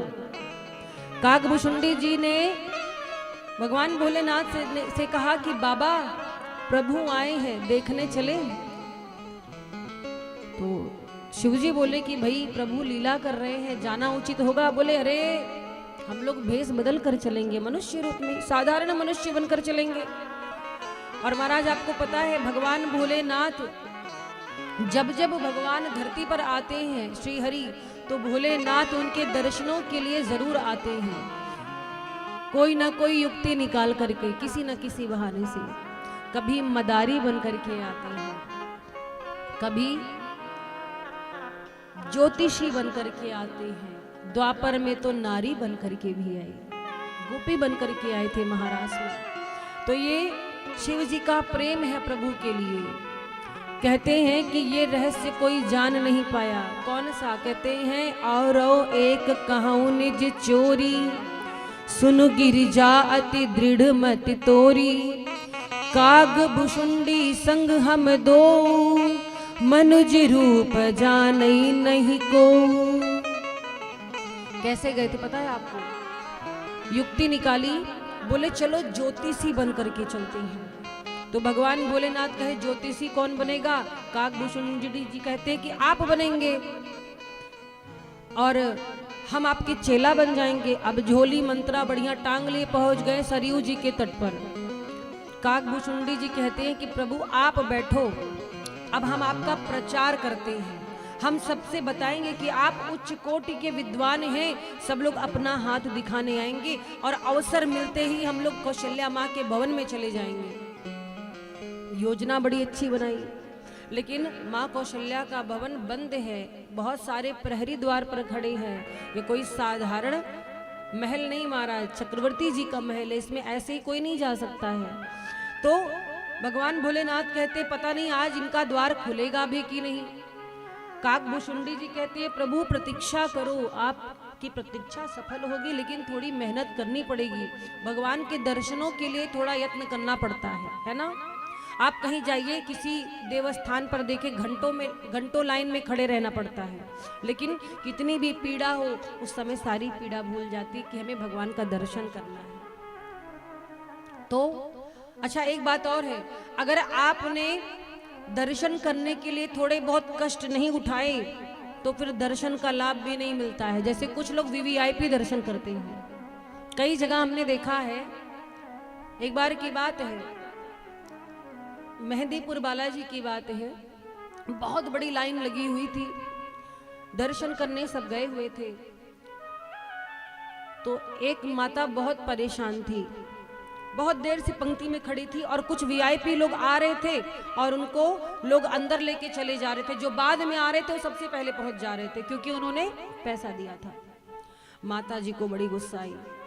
माता जी बोली कि ये बताओ भैया, हम इतनी देर से लाइन में खड़े हैं, हमारी तबीयत भी ठीक नहीं है, हमको आप अंदर नहीं जाने दे रहे हैं और इन लोगों को इतना जल्दी अंदर जाने दे रहे हैं, ये बताइए गलत है कि नहीं। तो वो व्यक्ति बोला कि माता जी उन लोगों ने पैसा दिया है, आप भी 500 रुपया दीजिए, आपको भी दर्शन करा देंगे। माता जी को बड़ी गुस्सा आई, बोली ठीक है, हम 500 रुपया नहीं, हम 10,000 रुपए देंगे, भगवान को बोलो आ करके बाहर दर्शन दे, हम उनसे ज्यादा पैसा देंगे, पर बोलो भगवान को बाहर आके दर्शन दे। अरे जो लोग सोचते हैं कि हमारे पास पैसा है, धन है, अरे महाराज ये ध्यान दो, भक्ति में धन दौलत नहीं देखा जाता, स्वरूप नहीं देखा जाता। भक्ति के लिए सरल हृदय होना जरूरी है। आपका हृदय कितना सरल है, आप परिश्रम कितना कर रहे हो। बिना परिश्रम के जीवन में कुछ मिलता नहीं, थोड़ी मेहनत तो करनी ही पड़ती है। और जो चीज बहुत जल्दी मिल जाती ना, आज एक बात याद रखना, कोई चीज कठिनाई से मिली है तो वो आपके पास ज्यादा टिकेगी, और जो चीज बिना मेहनत के मिल जाती है वो बहुत दिन आपके पास रहने वाली नहीं होती, हमेशा याद रखना। तो कुछ तो कष्ट उठाना ही चाहिए।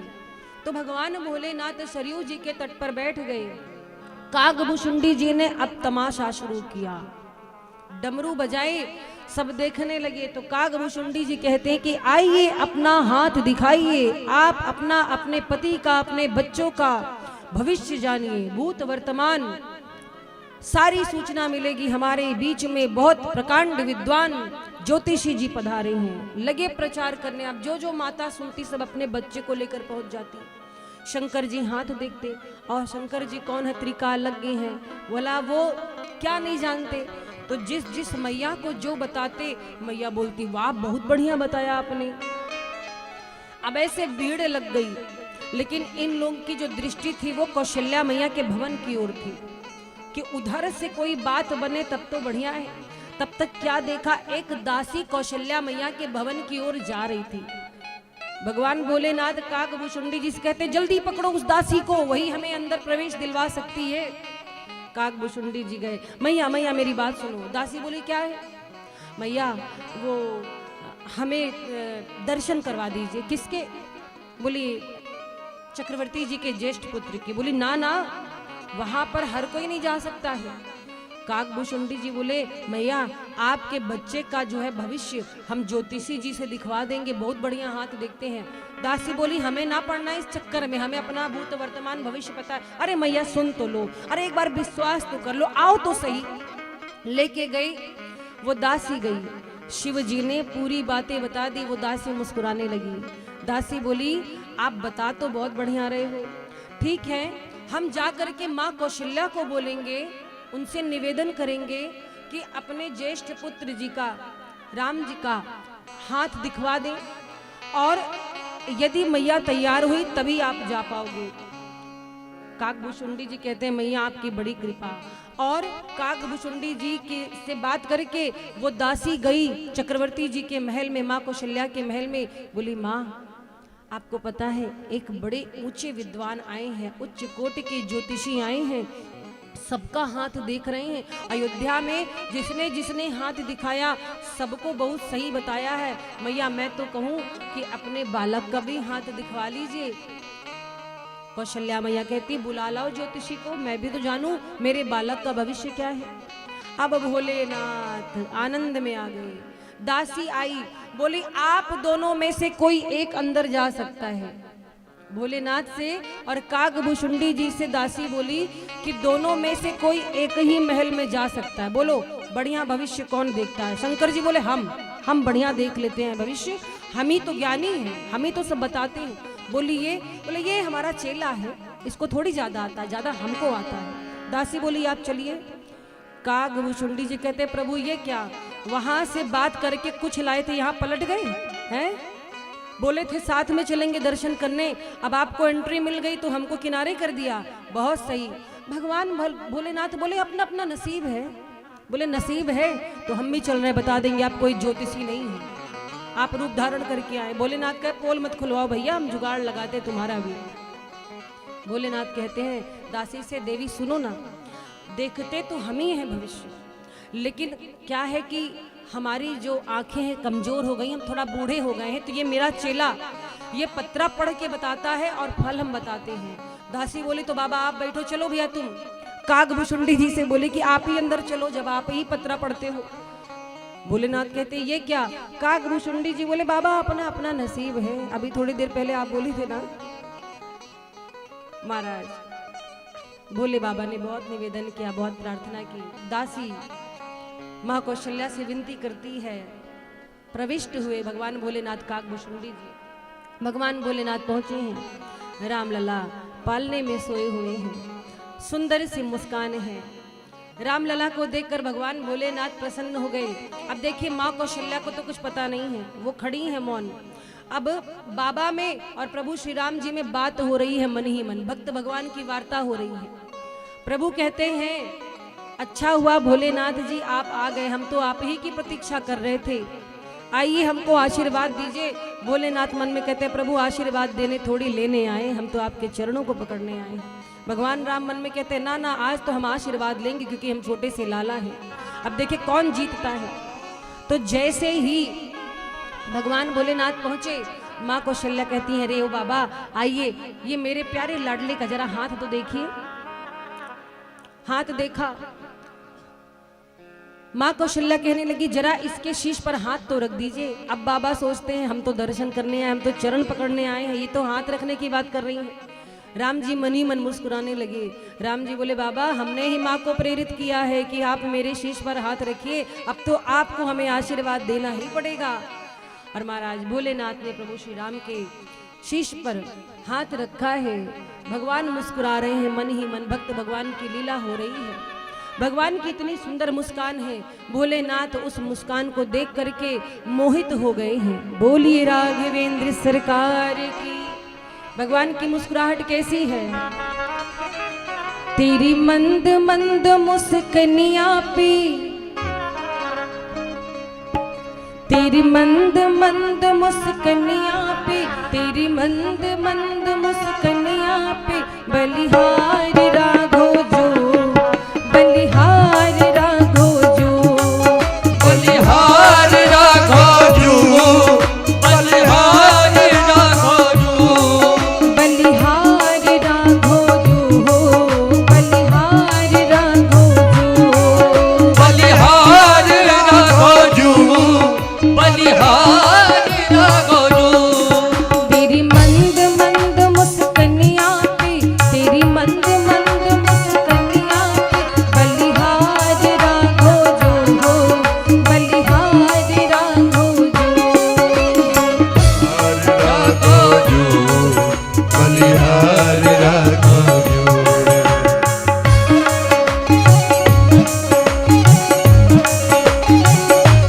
तालियों की सेवा कर देंगे।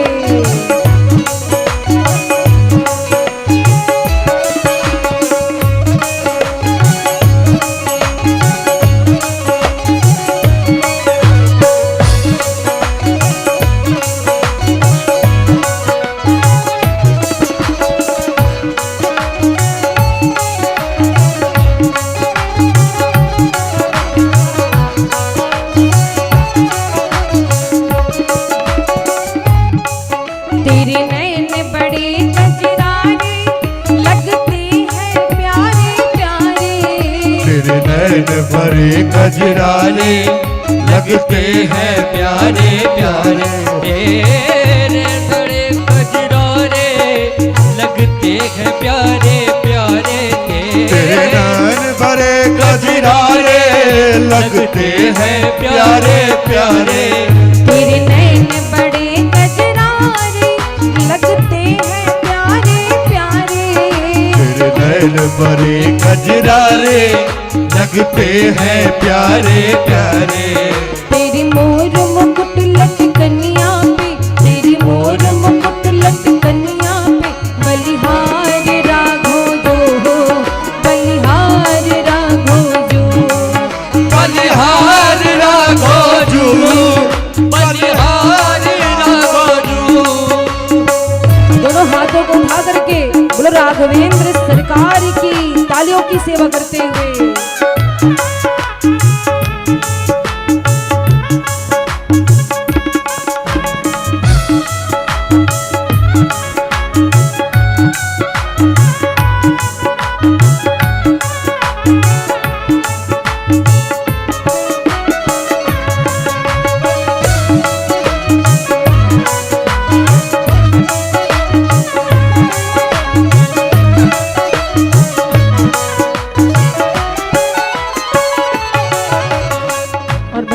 केश कैसे, तेरे बाल बड़े घुंघराले, बादल हो कारे कारे, तेरे बाल बड़े घुंघराले, बादल हो काले काले, तेरे बाल बड़े घुंघराले, बादल हो कारे कारे, तेरे बाल बड़े घुंघराले, बादल हो काले काले, तेरे बाल बड़े घुंघराले, बादल हो कारे कारे, तेरे बाल बड़े घुंघराले, बादल हो काले काले।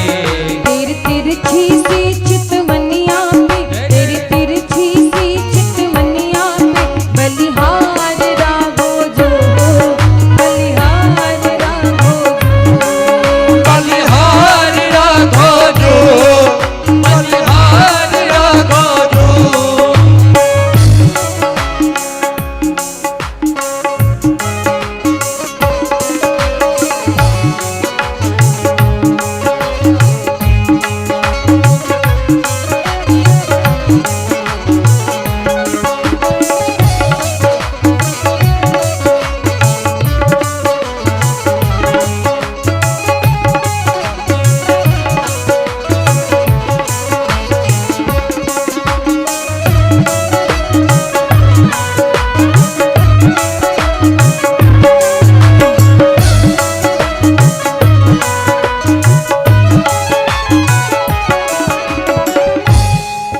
तेरी चाल अजब मतवारी, लगती है प्यारी प्यारी, तेरे चाल अजब मतवारी, लगती है प्यारी प्यारी, तेरी चाल जब मतवारी, लगती है प्यारी प्यारी, तेरे चाल अजब मतवाली, लगती है प्यारी प्यारी, तेरी चाल अजब मतवारी, लगती है प्यारी प्यारी, तेरे चाल अजब मतवाली, लगती है प्यारी प्यारी।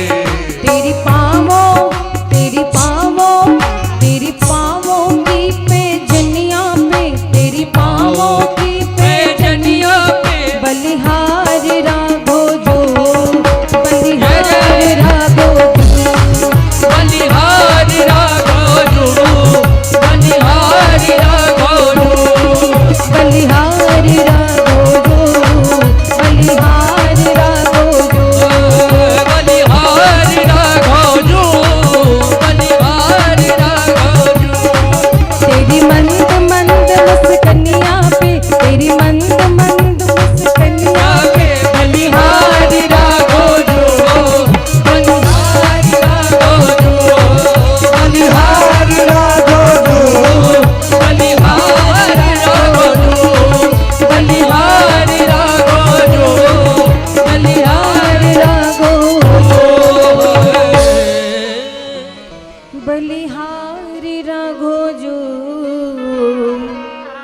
बलिहारी राघो जो।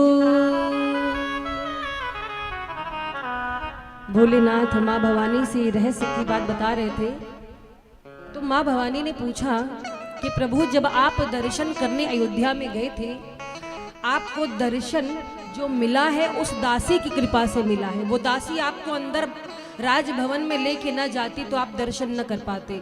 बोले हाँ देवी, उस दासी का बड़ा उपकार है। तो माँ पार्वती हंसकर बोली, क्या आपने उस दासी को धन्यवाद किया था? भोलेनाथ कहते हैं, देवी जब मैं दर्शन करके कौशल्या जी के भवन से बाहर आया हूँ, वो देवी मुझे कहीं दिखाई नहीं पड़ी, वो दासी। माँ भवानी हंसने लगी।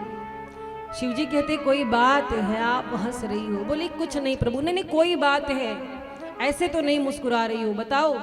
कहीं वो दासी कोई और नहीं थी, आपके सामने बैठी जिसने आपको प्रभु से मिलाया था। बोली पार्वती मैया की जय हो। तो महाराज भगवान के कार्य में, भगवान की लीला में सहयोग करने के लिए माँ भवानी भी आती हैं, भगवान भोलेनाथ भी आते हैं। आगे गोस्वामी जी भगवान की बाल लीला का वर्णन करते हैं। कहते हैं कि ऐसे ही मुस्कुराते हंसते खेलते कुछ समय बीते। कछुक दिवस बीते एहि भांति, कछुक दिवस बीते एहि भांति, जात न जानिय दिन अरु राति, जात न जानिय दिन और राति, नाम करण कर अवसर जानी, नाम करण कर अवसर जानी, भूप बोली पठाए मुनि ज्ञानी, भूप बोली पट ए मुनि ज्ञानी। कुछ समय बीता है। चक्रवर्ती जी ने सोचा कि अब बालक थोड़े थोड़े बड़े हो रहे पर इनका कोई नाम नहीं पड़ा है, तो इनका नामकरण होना चाहिए। दूतों को भेजा कि गुरुदेव वशिष्ठ को आदर के साथ ले आइए। आज गुरुदेव वशिष्ठ से कहेंगे कि मेरे बच्चों का नामकरण कर दे। महाराज जीवन में ध्यान रखिएगा, जो लोग अपने मन से ऐसे ही जो नाम रख लेते हैं बच्चों का, ऐसे ही नाम नहीं रखना चाहिए। किसी पुरोहित से पूछकर, गुरु जी से पूछकर तब नाम रखना चाहिए। पहले के नाम कितने बढ़िया हुआ करते थे, है कि नहीं? कितने बड़े बड़े नाम हुआ करते थे। और देखिए भगवान के नाम पर पहले लोगों के नाम होते थे, है कि नहीं? और अभी कैसे कैसे नाम हैं। किसी का बेटा थोड़ा सांवला है तो कालू नाम रख दिया।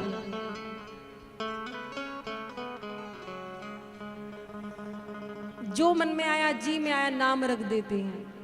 कहते हैं यथा नामे तथा गुणे, जैसा नाम रखते हो गुण भी आने लगते हैं। इसीलिए नाम सोच समझ करके रखना चाहिए। भगवान के नाम पर बच्चों के नाम रखे। क्यों? जितनी बार आप अपने बच्चों को बुलाएंगे, कम से कम भगवान का नाम तो मुख पे आएगा। आएगा कि नहीं? बोलो।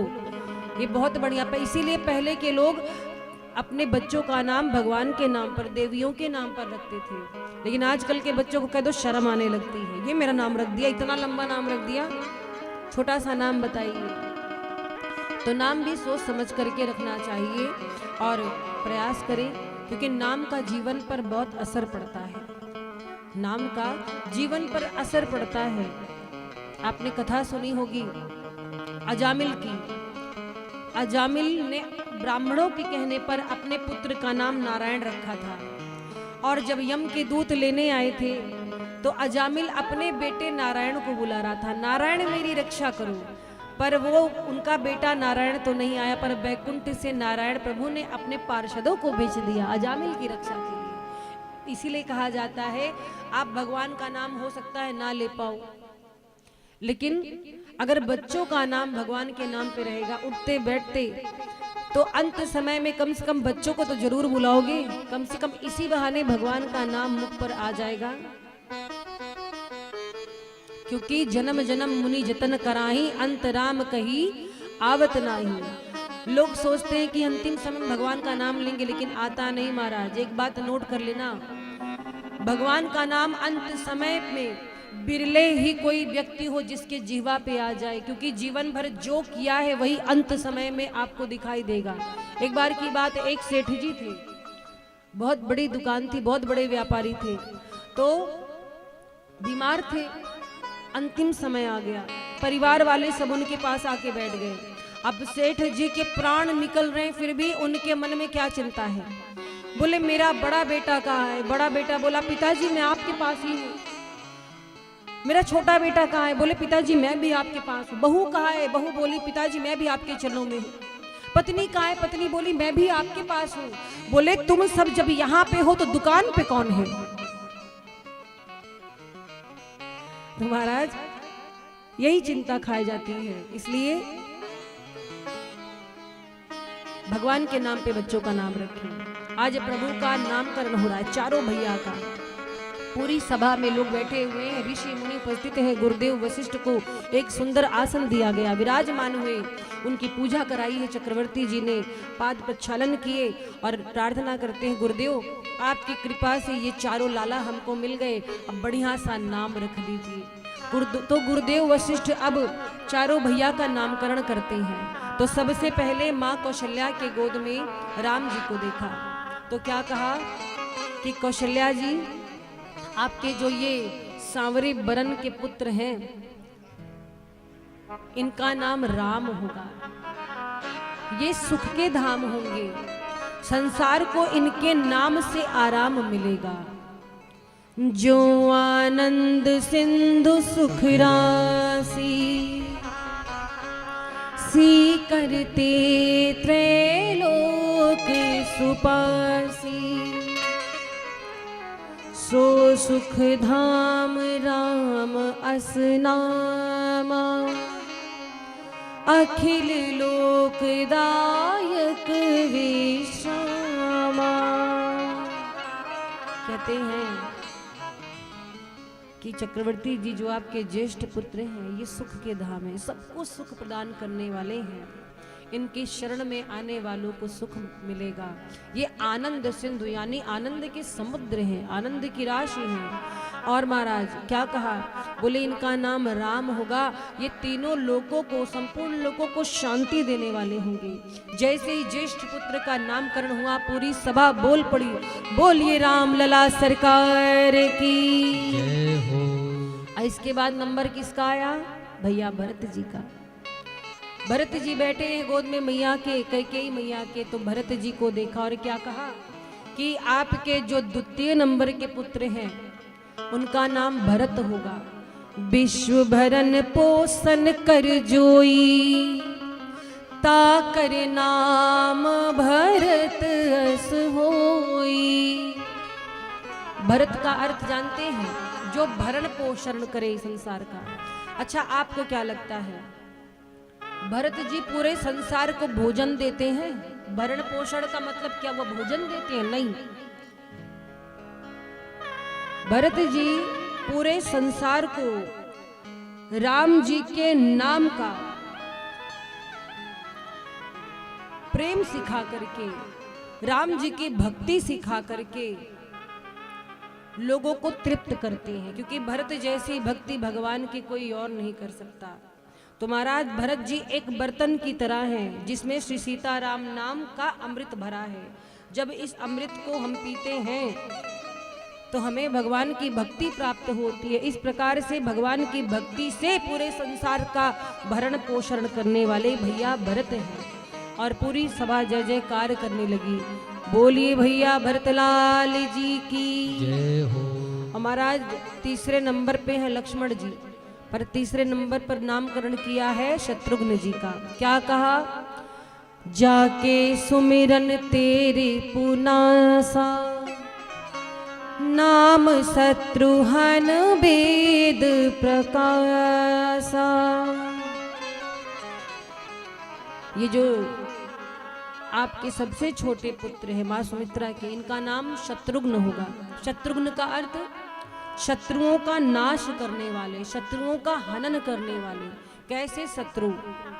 हमारे अंदर जो शत्रु बैठे हुए हैं, काम क्रोध लोभ मद मोह, ऐसे शत्रुओं का नाश होगा कब? जब हम शत्रुघ्न जी का नाम स्मरण करेंगे। पूरी सभा बोल पड़ी, बोलिए शत्रुघ्न लाल जी की जय हो। और महाराज चौथे नंबर पर भैया लक्ष्मण का नामकरण हुआ। लक्षण धाम राम प्रिय सकल जगत आधार, गुरु वशिष्ठ ते ही राखा, लक्ष्मण नाम उदार। बोले आपके तीसरे नंबर के जो पुत्र हैं वो शुभ लक्षणों से युक्त हैं, सकल जगत आधार, यानी संपूर्ण संसार इन पर ही टिका है। और सच में ये शेष स्वरूप है, शेषनाग के अवतार हैं, पृथ्वी इन्हीं पर टिकी हुई है। तभी कहा कि ये संपूर्ण संसार के आधार हैं, इनके शुभ लक्षण होंगे और इसलिए इनका नाम लक्ष्मण होगा। और महाराज पूरी सभा पुनः बोल पड़ी, बोलिए लखनलाल महाराज की जय हो। तो इस प्रकार से महाराज गुरुदेव वशिष्ठ ने नाम रखा है चारों भैया का। और ये चारों पुत्र जो हैं ये 4 पुरुषार्थ मिले हैं। गोस्वामी जी राम जी के बाल लीला का वर्णन करते हुए कहते हैं कि जब प्रभु थोड़ा बड़े हुए, एक दिन ऐसी लीला की है कि माँ कौशल्या का हृदय कांप गया। क्या लीला की है?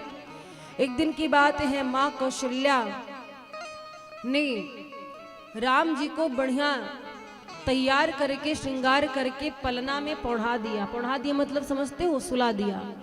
और फिर स्वयं स्नान करके बढ़िया भोजन बनाया। किसके लिए? अपने इष्ट देव के लिए, इष्ट देव की पूजा करने के लिए, उन्हें भोग लगाने के लिए। और भगवान ने यहाँ पर माँ कौशल्या को अपना ऐश्वर्य दिखलाया। क्या किया? गोस्वामी जी लिखते हैं, एक बार जननी अनवाई, करी सिंगार पलना पौढ़ाए।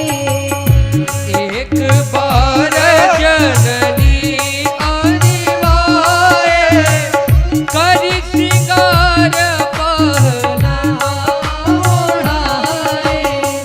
निज कुल इष्ट देव भगवाना, पूजा हेतु कीन स्नाना। निज कुल इष्ट देव भगवाना, पूजा हेतु कीन स्नाना। करी पूजा नैवेद्य चढ़ावा, पूजा ने वेद चढ़ावा, आप गई जहाँ पाक बनावा। आप गई जब पाप बनावा। बहुरी मातु कहवा चली आई, भोजन करत देख सुत जाई। बहुरी मात कहवा चली आई, भोजन करत देख सुत जाई। गए जननी शिशु पहि भय भीता, देखा बाल ताहा पुनि सुता। हे जननी शिशु पहि भय भीता, देखा बल तह पुनि। सूता। क्या देखा माँ ने? माँ ने स्वयं स्नान किया और जैसे भोजन बढ़िया बनाया है भोग लगाने के लिए अपने इष्ट देव के। अच्छा, इष्ट देव कौन है माँ कौशल्या के? भगवान रंगनाथ जी। बोलिए रंगनाथ भगवान की। तो रंगनाथ जी का बहुत सुंदर सा मंदिर उनके भवन में था। उसी मंदिर का पट जैसे हटाया है माँ ने और आवाहन किया कि हे प्रभु आइए पधारिए भोग लगाइए। जैसे नेत्र बंद किए तो क्या देखा कि राम जी वहां बैठकर भोजन पा रहे हैं। माँ कांप गई। माँ सोचती है कि अरे अभी तो इसका श्रृंगार करके मैंने बालक को पलने में सुलाया था, ये यहाँ कैसे आ गया। उन्हें अपनी आंखों पर विश्वास नहीं हुआ। कभी कभी होता ना कि लगता है हम ही गलत हैं, भ्रम हो गया है। तो माँ को भी ऐसा लगा। दौड़ के गई, पालने में देखा तो वहां भी राम जी। फिर यहाँ आती है, देखा यहाँ भी राम जी, यहाँ वहाँ दुई बालक देखा। जब एक ही बालक को दो स्थान पर देखा, माँ का हृदय कांप गया, डर गई और सोच रही है यहाँ कैसे आ गई। और माँ की बुद्धि जो थी वो बिल्कुल बावली हो गई, ये सोच करके कि ऐसा कैसे हो सकता है, और माथे पर पसीना आ गया। माँ को जब भयभीत देखा तो भगवान राम मुस्कुराने लगे और अपने विराट स्वरूप का दूसरी बार दर्शन कराया है। एक बार कब दर्शन कराया था? जब प्रकट हुए थे, और दूसरी बार पुनः माँ को अपने स्वरूप का दर्शन कराया। और माँ ने क्या देखा? इस बार विराट स्वरूप में क्या देखा? अनगिनत सूर्य, चंद्रमा, शिव, ब्रह्मा, बहुत सारे पर्वत, नदी, तारे, समुद्र, पृथ्वी, वन, काल, कर्म, सब कुछ भगवान के अंदर दिखाई दे रहा है। माँ हाथ जोड़कर कहती है, प्रभु आपकी माया मुझे व्यापे नहीं, मैं आपके चरणों में प्रणाम करती हूँ। आप जैसे थे वैसे हो जाइए, आप मेरे लिए बालक ही बनकर के रहिए। भगवान मुस्कुराए और महाराज भगवान मुस्कुरा करके पुनः बाल स्वरूप में आ गए। कहते माँ आप मेरी माया से मोहित मत होइए, वास्तव में मैं यही हूँ, पृथ्वी का भार उतारने के लिए आपका लाला बन करके आया हूँ। और महाराज माया की परिभाषा बताई है, भगवान श्री राम ने माँ को आश्वस्त किया है, ज्ञान दिया है। बोलिए राघवेंद्र सरकार की। एक दिन की बात है, चारों भैया श्री राम जी, लक्ष्मण जी, भरत और शत्रुघ्न जी, ये चारों भैया सरयू नदी के तट पर गए। क्या करने? कंदुक क्रीड़ा करने गए। कंदुक क्रीड़ा मतलब गेंद खेलते हो ना आप लोग, बॉल खेलते हो, तो कंदुक क्रीड़ा करने के लिए गए। अच्छा देखिए विशेषता, राम जी जैसे हैं बिल्कुल भरत जी वैसे ही हैं। राम जी से बिल्कुल मैच करते हैं भरत जी। और राम जी हैं सांवले भैया, भरत भी हैं सांवले, और लक्ष्मण जी हैं गोरे और शत्रुघ्न जी भी गोरे। दो भाई सांवले हैं, दो भाई गोरे हैं। तो चारों भैया जब पहुंचे गेंद खेलने के लिए, राम जी बोले कि कौन किसकी ओर रहेगा, भाई दो पाली बनाओ, दो समूह बनाओ। तब तक झट से लक्ष्मण जी राम जी की ओर भागे, भैया मैं आपकी पाली में रहूंगा। भरत जी मुस्कुराए। भरत जी कहते हैं शत्रुघ्न जी आप हमारी पाली में रहो। किसी ने भरत जी से पूछा ये बताओ आप राम जी के प्रतिद्वंदी बनकर खेलोगे? वो आपके भाई हैं, आप उनके विरोधी टीम में रहना चाहते हो? भरत जी कहते हैं ना, राम के विरोध में कभी भरत जा ही नहीं सकता। मैं तो इसलिए प्रतिद्वंदी टीम में हूँ, प्रतिद्वंदी समूह में हूँ, सामने रहूंगा तो भैया राम की दृष्टि मुझ पर पड़ती रहेगी, इस भरत पर कृपा होती रहेगी। इसीलिए मैं चाहता हूँ कि मैं भैया के प्रतिद्वंदी समूह में रहूं। पीछे रहूंगा तो शायद भैया की दृष्टि नहीं पड़ेगी, मेरा जीवन धन्य नहीं हो पाएगा, और सामने रहूंगा तो कम से कम भैया राम की दृष्टि तो पड़ेगी। महाराज एक बात जान लो, रामचरितमानस में सबका प्रेम दिखाई पड़ा, पर भरत जी का प्रेम पहले नहीं दिखाई पड़ा। कब दिखाई पड़ा? जब प्रभु राम वन पहुंचे हैं। अच्छा भैया लक्ष्मण हमेशा राम जी के साथ में रहते थे, तो क्या इसका मतलब भरत जी को राम जी से प्रेम नहीं था? बहुत प्रेम था। लक्ष्मण जी का प्रेम जो था वो प्रकट था, पर भरत जी का प्रेम अप्रकट था। भरत जी ने राम जी से बहुत प्रेम किया, पर कभी कहा नहीं। खेल शुरू हुई, क्रीड़ा शुरू हुई, राम जी ने गेंद को अपने पांव से मारा, भरत जी के पास गेंद आई, भरत जी ने पुनः गेंद को वापस राम जी की ओर मार दिया। किसी ने कहा कि भैया राम ने आपको गेंद मार करके फेंका आपकी ओर, तो आपने जवाब में उनको पुनः गेंद मार करके फेंका उनकी ओर, इसका अर्थ क्या है? भरत जी कहते हैं सुनिए, मैंने गेंद को अपने पैर से इसलिए मारा कि तू राम जी के चरणों को छोड़ करके इस भरत के पास आई है। अरे तेरा सौभाग्य इसमें नहीं कि तू भरत के पास रहे, तू वापस राम जी के चरणों में जा, तेरा जीवन वहीं से बनेगा। और इसलिए भरत जी ने पांव से गेंद को मार दिया कि जाकर राम जी के शरण में रहो। ये भरत जी का प्रेम है, ये भरत जी का भाव है। महाराज चारों भाइयों में आपस में बहुत प्रेम है। चारों भाई एक साथ जन्म लिए, एक साथ भोजन करते हैं, और राम जी ने कभी भेदभाव नहीं किया। राम जी इतना प्रेम करते अपने भाइयों से, इतना ही स्नेह करते थे, अगर कुछ भी उन्हें मिलता तो बराबर बांट करके, हर चीज में वो चाहते थे कि मेरे हर भाई मेरी बराबरी में रहे। और महाराज भाई भाई का प्रेम ऐसा ही होना चाहिए। राम जी की कथा हमें शिक्षा देती है क्या? राम जी अपने भाइयों से इतना स्नेह करते, इतना स्नेह करते। और एक बात जान लो, घर में जब कोई बड़ा जो कार्य करता है छोटे भी वैसा ही करते हैं, बड़ों को लोग फॉलो करते हैं घर में। इसीलिए जो बड़ा हो उसे गंभीर होना चाहिए, क्योंकि आपके और जो लोग हैं कम से कम आपसे कुछ सीखें, इसलिए कहते हैं बड़े को गंभीर होना चाहिए। और महाराज एक बात याद रखिएगा, जीवन में शिक्षा तो बहुत अच्छी बात है, पर संस्कार बहुत जरूरी हैं। राम जी विद्यालय भी गए, राम जी भगवान होकर के पढ़ने गए और पढ़ने के लिए गुरुकुल गए हैं। गुरुकुल में चारों भैया गए।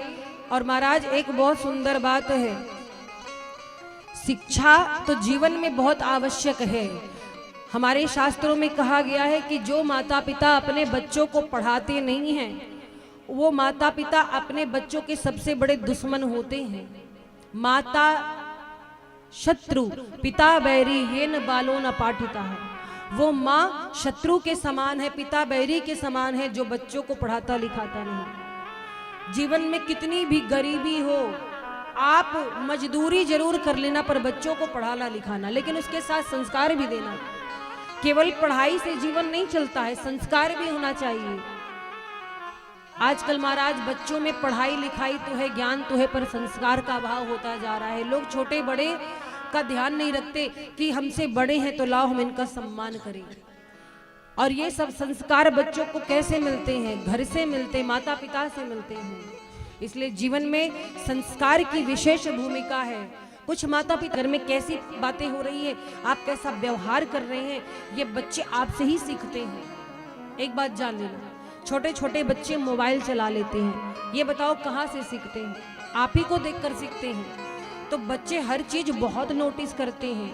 और मैं एक निवेदन करना चाहूंगी, आप बच्चों को पिकनिक पे ले जाओ या नहीं, मूवी दिखाने ले जाओ या मत ले जाओ, पर कहीं कथा हो रही हो, भगवान की कहीं सत्संग हो रहा हो तो जरूर ले आना। बच्चों को कम से कम हनुमान चालीसा गायत्री मंत्र जरूर पढ़ाना। बुरा मत मानिएगा, एक मुस्लिम का बच्चा 5 वक्त की नमाज जरूर पढ़ता है, उसको ये बताया गया है, नियम है। पर हमारे हिंदू में कोई भी बच्चा ऐसा नहीं है जो प्रतिदिन हनुमान चालीसा पढ़ता हो। इसलिए ये आपका काम है, आप उन्हें प्रेरित करिए। हमारी संस्कृति धीरे धीरे पाश्चात्य सभ्यता के आगे विलुप्त होती जा रही है। एक बात जान लेना, जीभ काट डाली गई अंग्रेजी खंजर से, जीभ काट डाली गई अंग्रेजी खंजर से, अब कानों में वेदों का रस कौन घोलेगा। और आजकल की पीढ़ी को मोबाइल से फुर्सत नहीं, भविष्य में गीता रामायण की पुस्तक कौन खोलेगा। ये जो गीता रामायण आज खोली जा रही, मुझे नहीं लगता कि आने वाली पीढ़ी कभी इसको स्पर्श भी करेगी। जमाना इतना आगे जा रहा है, तो बच्चों को संस्कार दीजिए। क्योंकि जीवन में एक बात याद रखना, बच्चों को महंगे से महंगे उपहार ना दिए गए तो वो थोड़ी देर रोएंगे, पर अच्छे संस्कार नहीं दिए गए तो वो जीवन भर रोएंगे। आप कितने भी सफल हो जाएं, पर जीवन में गर्व तब होगा जब आपका बेटा आपसे ज्यादा सफल होगा। आप अपने बेटे के, अपने बच्चों के नाम से जाने जाओ, अरे ये फला व्यक्ति का बाप जा रहा है, उनका पिता जा रहा है, उनके फादर जा रहे हैं, है ना, तो आपको गर्व होगा। और ये कब होगा? जब आप संस्कार देंगे। महाराज आजकल माता पिता बच्चों को पढ़ाई तो करा देते हैं, संस्कारों के अभाव से क्या होता है, माता पिता बुढ़ापे में वृद्धाश्रम पहुंच जाते हैं। ज्यादा पढ़े लिखे लोग ही वृद्धाश्रम अपने माता पिता को भेजते हैं। क्योंकि बुरा नहीं मानिएगा, वृद्धाश्रम शहरों में होते, किसी गांव में मैंने आज तक वृद्धाश्रम नहीं देखा। क्यों? गांव के लोग मिट्टी से जुड़े हैं, भले इसीलिए अपने बुजुर्गों की सेवा करते हैं, बुजुर्गों की बात मानते हैं, कभी बोझ नहीं समझते। आजकल के बच्चे थोड़ा पढ़ लिख लेते हैं, सफल हो जाते हैं, तो अपने पिता से बोलेंगे आपने हमारे लिए किया क्या है। और महाराज एक बात जान लीजिएगा, अच्छा संस्कार दोगे तो बच्चे अच्छे होंगे। अगर बच्चों को अभी उल्टा सीधा पाठ सिखा रहे हो, सोचो बाद में सही हो जाएंगे, तो बाद में सही नहीं होंगे। जो बुरा व्यवहार वो आज दूसरों से कर रहे हैं, कल को बुढ़ापे में आपके साथ करेंगे, तब आपको बुरा लगेगा। याद रखना इस चीज को, क्योंकि कई जगह मैंने देखा महाराज, माता पिता बूढ़े हो जाते हैं तो सम्मान नहीं होता है। ऐसी ऐसी औलाद है महाराज कि माता पिता पर हाथ उठा देते हैं। पूरे जीवन जो माता पिता अपने बच्चों के लिए करते हैं, इतना त्याग करते हैं, वही बच्चे सफल होने के बाद माता पिता को भूल जाते हैं। ये संस्कारों का अभाव है। पढ़ाई लिखाई करा के विद्वान बनाना, पर संस्कार देना आपके हाथ में है। इस जमाने में कलेजा तक हिला देते हैं लोग।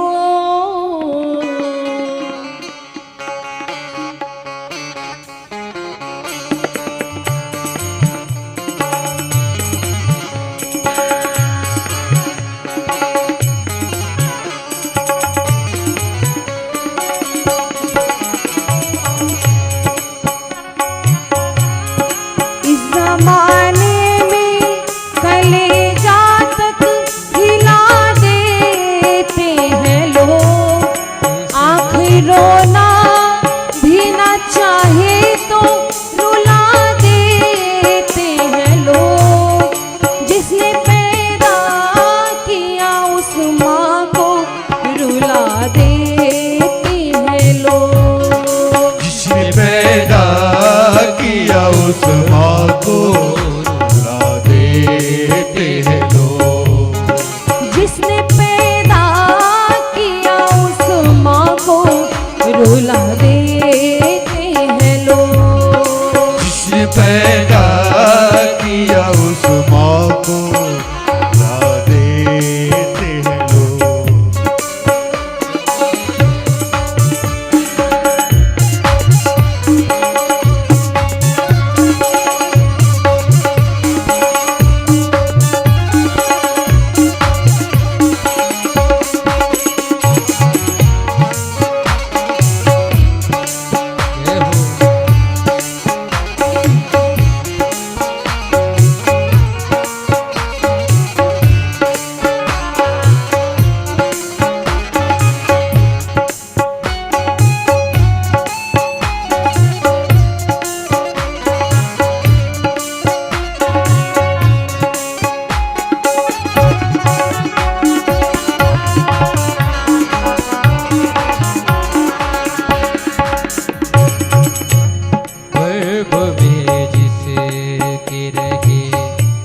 जिसके आंचल में पले, गर्भ में जिसके रहे, जिसके आंचल में पले, आज उसको ही सताया गया दौलत के लिए।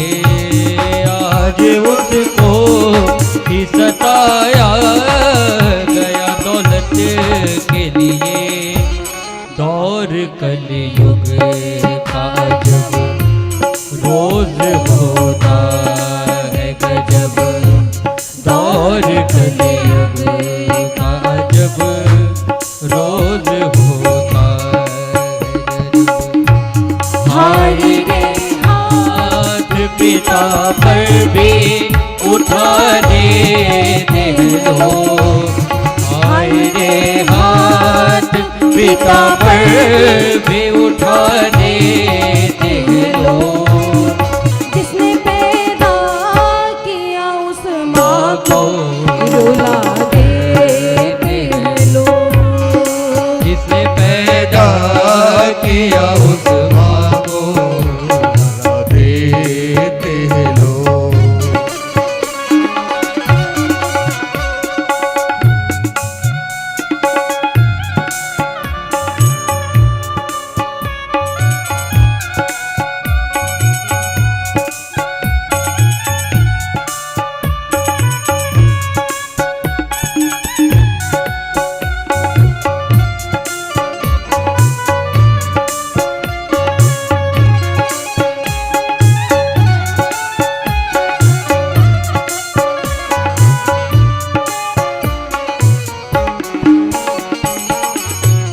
भाई भाई है जुदा, सिर्फ पैसा है सगा।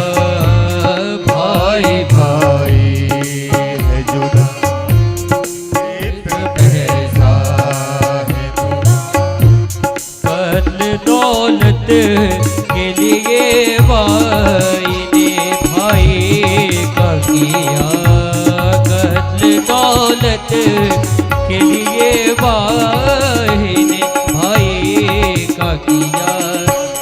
ऐसी दौलत है बुरी, ये जहर की है दूरी। ऐसी दौलत है बुरी, ये जहर की है दूरी। सगे भाई को जहर हंस के पिला देते हैं लोग।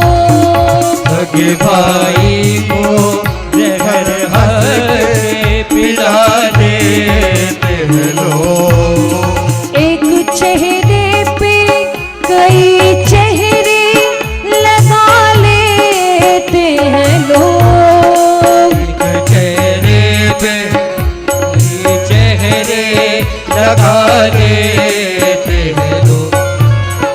जिसने पैदा किया उस माँ को रुला देते हैं लोग। वो जिसने पैदा किया उस माँ को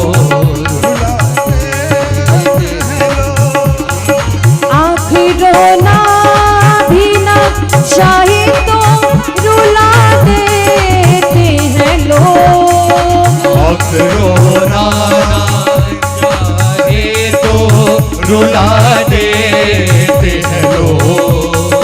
जिसने पैदा किया उस माँ को रुला देते हैं लोग। जिसने पैदा किया उस माँ को देते रुला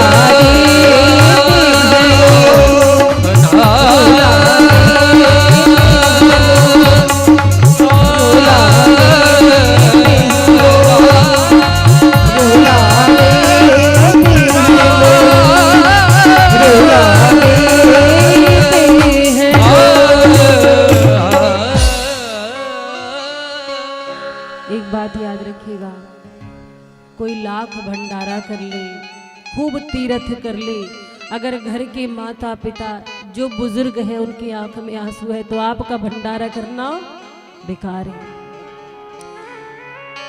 जब कोई बच्चा जन्म लेता है तो वो तुरंत नहीं चलने लगता, उसे भी माँ बाप के सहारे की आवश्यकता होती है। पहले माता पिता होते हैं जो बच्चे को उंगली पकड़ के चलाते हैं, तो कम से कम बुढ़ापे में जब वो न चल पाए तो उन्हें भी आपके सहारे की जरूरत होती है। ये मत भूलो, बुढ़ापा एक ऐसा सत्य है, सबके जीवन में आता है।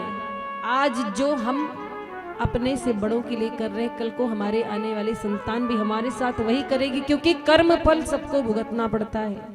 और महाराज कर्म फल लौट करके आता है, जो आप दूसरों को दोगे आपको वैसा ही मिलेगा। इसलिए प्रयास करिए। राम जी की कथा हमें बताती है हमें अपने से बड़ों से कैसे व्यवहार करना है, छोटों से कैसे स्नेह करना है, त्याग क्या है, प्रेम क्या है, ये राम जी की कथा हमें सिखाती है। जिस घर में बूढ़े माँ बाप हंसते हैं उसी घर में चारों धाम बसते हैं।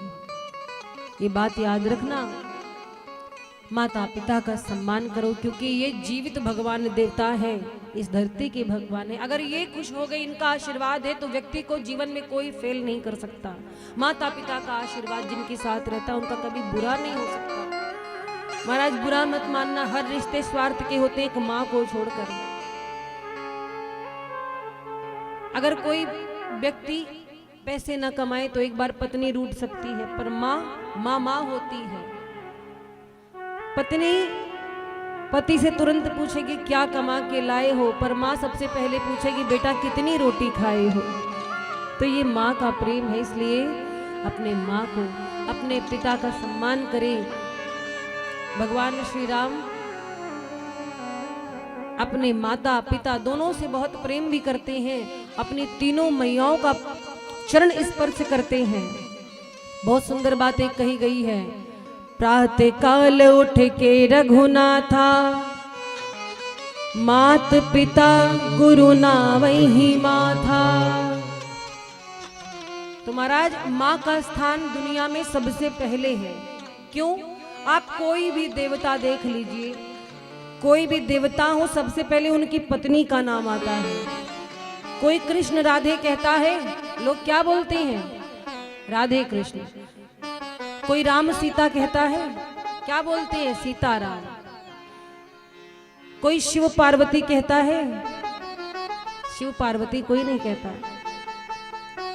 तो महाराज माँ का स्थान सर्वप्रथम है। देखिए इस चौपाई में भी गोस्वामी जी ने सबसे पहले माँ का नाम लिया। प्रातः काल उठ के रघुनाथा, मात पिता, सबसे पहले माँ को प्रणाम किया है। मात पिता गुरु ना वही माथा।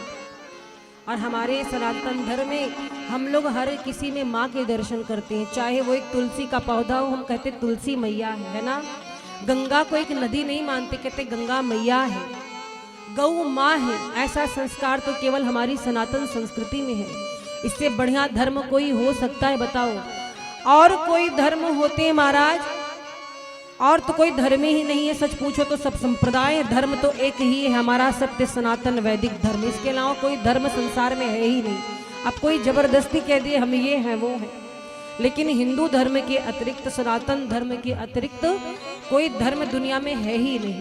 और सबसे सुंदर, सबसे बढ़िया धर्म है जहाँ बेटियों की पूजा होती है, कन्या पूजन होता है, जहाँ नारियों को माँ मानते हैं, नारियों का आदर सम्मान होता है, वृक्षों की पूजा होती, पर्वतों की पूजा होती, गाय की पूजा होती है, नदियों की पूजा होती, चंद्र की पूजा होती, सूर्य की पूजा होती है। और महाराज एक हमारा ही सनातन धर्म है, हम कभी किसी का बुरा नहीं चाहते। हम क्या कहते हैं? सर्वे भवन्तु सुखिना सर्वे सन्तु निरामया। पूरे विश्व का कल्याण हो, ऐसी भावना केवल सनातनियों में होती है। कुछ लोग अपना धर्म छोड़ करके दूसरे धर्मों के पीछे भाग रहे हैं, दूसरे संप्रदाय के। लेकिन सनातन धर्म से बढ़िया कोई धर्म नहीं है। और सनातन की सबसे सुंदरता ये है कि यहाँ पर अपने माता पिता गुरुजनों का सम्मान होता है। ये राम जी की कथा सिखाती हमें। चारों भैया पढ़ने के लिए गुरुकुल गए, गुरु गृह गई पढ़न रघुराई, अल्पकाल विद्या सब पाई। ये बड़ी सुंदर चौपाई है रामचरितमानस के बालकांड की। अगर बच्चों का मन पढ़ने में ना लगता हो या बुद्धि एकाग्र न रहती हो, विचलित रहती हो, तो ये चौपाई बच्चों को जरूर पढ़ाए। कौन सी चौपाई? गुरु गृह गई पढ़न रघुराई, अल्पकाल विद्या सब आई। ये बहुत सुंदर चौपाई है भगवान के बाल्यावस्था की, जब भगवान गुरुकुल गए पढ़ने के लिए और पढ़ करके लौटे हैं प्रभु अपने चारों भाइयों के साथ में। महाराज अब देखिए कथा को अयोध्या से ले करके भोलेनाथ ले जा रहे हैं कहाँ? बक्सर जिले में। बक्सर जिला जानते हो? बिहार। अब कथा अयोध्या से निकल के जा रही है बक्सर। राघव, प्रेम से बोलिए राघवेंद्र सरकार की। अरे थोड़ा जयकारा जोर से लगाओ। प्रेम से बोलिए राघवेंद्र सरकार की। ये बहुत हल्का खाना पीना खाए हो कि नहीं? थोड़ा जोर से ताकत से लगाइए जयकारा। प्रेम से बोलिए राघवेंद्र सरकार की। हाँ है नहीं जय। बहुत। अभी क्या हो रहा था? भगवान का नामकरण संस्कार, यही हो रहा था ना।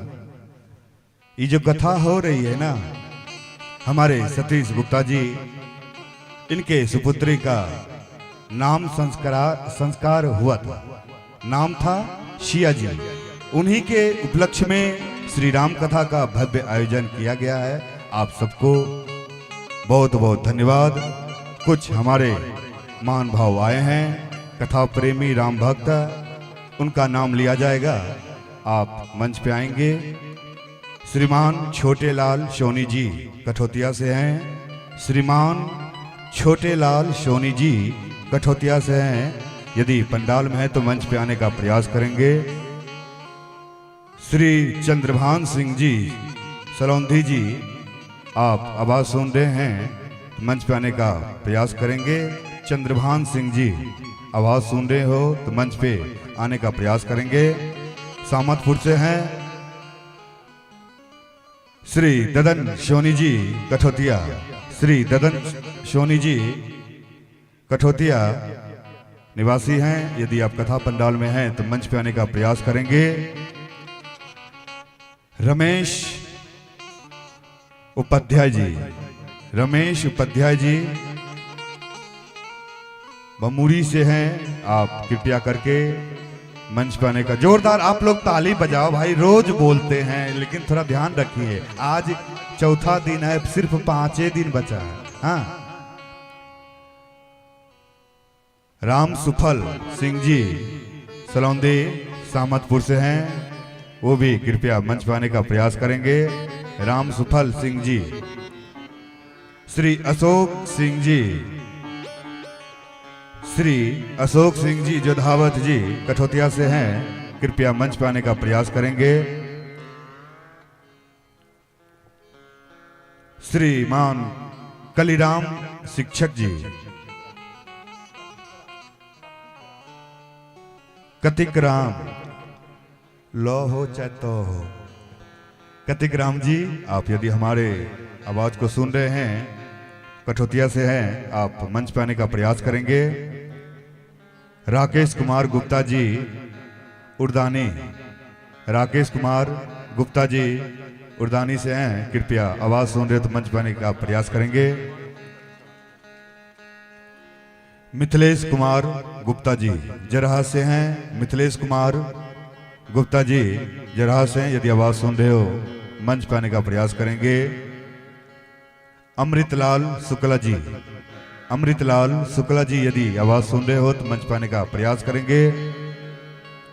बजरंग सिंह जी सरौंदे सामतपुर से हैं, बजरंग सिंह जी यदि आवाज सुन रहे हो तो मंच पाने का प्रयास करेंगे।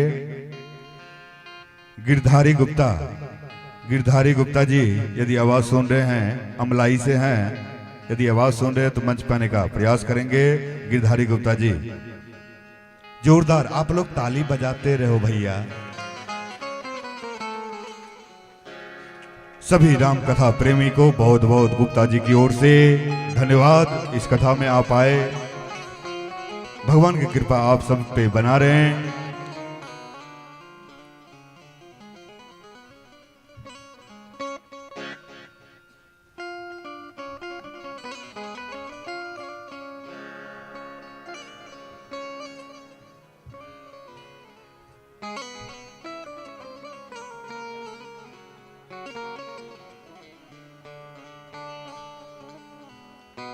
चलिए पुनः हम लोग कथा के प्रसंग में चलें।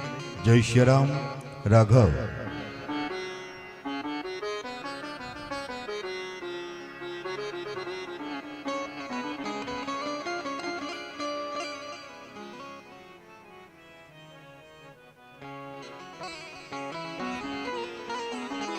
श्री राम। तो महाराज राम जी के संस्कार क्या कहते हैं कि कोई भी कार्य अपनी इच्छा से नहीं करते, माता पिता गुरु की आज्ञा से कार्य करते हैं, सबसे आयुष मांग करके ही कार्य करते हैं। गोस्वामी जी कहते हैं आयुष मांग करहि पुर काजा, देख की चरित्र हरसई वन राजा। और इस बात को देख करके चक्रवर्ती जी बहुत प्रसन्न होते हैं। क्यों?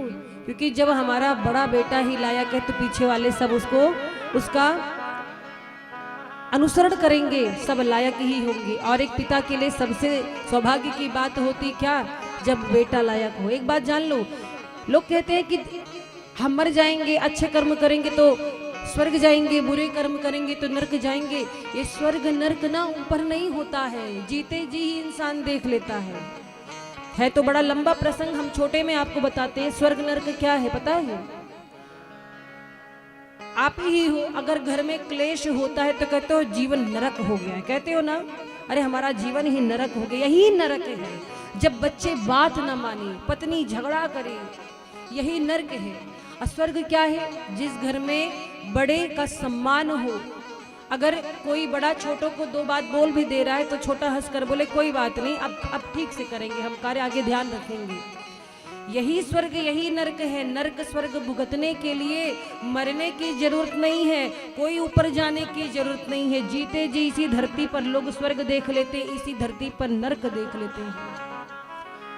तो आपके संस्कार जैसे होंगे, आपका भाव जैसा होगा, आपको वैसा ही मिलेगा। आज चक्रवर्ती जी को चारों पुत्र जो मिले हैं योग्य पुत्र हैं, आपस में प्रेम है, एक दूसरे का सम्मान करना है। तो हम चर्चा कर रहे थे कि भोलेनाथ अब कथा को अयोध्या से बक्सर की ओर ले चलते हैं। बक्सर में कौन है? बक्सर वाले बाबा विश्वामित्र जी। पटना के बगल में है आरा और आरा के बगल में है बक्सर, गंगा जी का तट है। बक्सर में बाबा का आश्रम है, किसका? विश्वामित्र जी का। विश्वामित्र जी का आश्रम है, जप करते हैं, अनुष्ठान करते, हवन करते, पर राक्षस जो है वो बाधा डालते हैं और महाराज बहुत परेशान है विश्वामित्र जी। तो उनके मन में एक बात आई कि राक्षस हमसे तो मरेंगे नहीं, मरने वाले हैं भगवान के हाथ से, तो क्या किया जाए? क्यों ना अब हम भगवान से ही सहायता मांगे। और गोस्वामी जी लिखते हैं, विश्वामित्र महामुनि ज्ञानी बसहि विपिन शुभ आश्रम जानी। विश्वामित्र महामुनि ज्ञानी बसहि विपिन शुभ आश्रम जानी। जहाँ जप यज्ञ जोग मुनि करहि अति मारीच सुबाहु ही डरहि। जहाँ जप जोग जोग मुनि करहि अति मारीच सुबाहु ही डरहि। देखत यज्ञ निशाचर धावहि करहि उपद्रव मुनि दुख पावहि। गादी तनय मम चेता व्यापी हरि बिनु मारहि निशाचर पापी। तब मुनि बर मन कीन बिचारा प्रभु अवतरऊ हरन मही भारा। तब मुनि बर मन कीन बिचारा प्रभु अवतरे हो हरन मही भारा। विश्वामित्र जी योग करते, जप करते हैं, लेकिन सफल नहीं होते हैं। मन में विचार किया कि हरि बिनु मरहि ना निश्चर पापी। निशाचरों को, पापियों को हम नहीं मार सकते, इन्हें तो केवल भगवान मार सकते हैं। अच्छा, ये निशाचर कौन है? मारीच और सुबाहु किसने भेजा है? रावण ने। रावण का कहना था कि जितने भी ऋषि मुनि हैं सबके यज्ञ को विध्वंस करो, कोई तपस्या ना कर सके, कोई भगवान की भक्ति ना कर सके, कोई मेरी तरह बलवान ना हो पाए। इसीलिए मारीच और सुबाह आकर के विश्वामित्र जी के यज्ञ को विध्वंस करते हैं। तो विश्वामित्र जी ने सोचा कि चलते अयोध्या, क्योंकि हमने सुना है भगवान अयोध्या में अवतरित हो चुके हैं। क्यों? पृथ्वी का भार उतारने के लिए, तो चलना चाहिए। और महाराज विश्वामित्र जी ने विचार बनाया, अगले दिन चल पड़े। अयोध्या जी में पहुंचे, सरयू जी में स्नान किया और चक्रवर्ती जी को जैसे पता चला कि विश्वामित्र जी का आगमन हुआ है, महाराज विप्रजनों को लेकर के, अपने मंत्रियों को लेकर के दौड़ गए चक्रवर्ती जी विश्वामित्र जी के पास। मुनि आगमन सुना जब राजा, मिलन गयौ ले विप्र समाजा। मुनि आगमन सुना जब राजा, मिलन गयौ ले विप्र समाजा। करी दंडवत मुनि सनमानी, निज आसन बैठारे नियानी। करी दंडवत मुनि सनमानी, निज आसन बैठारे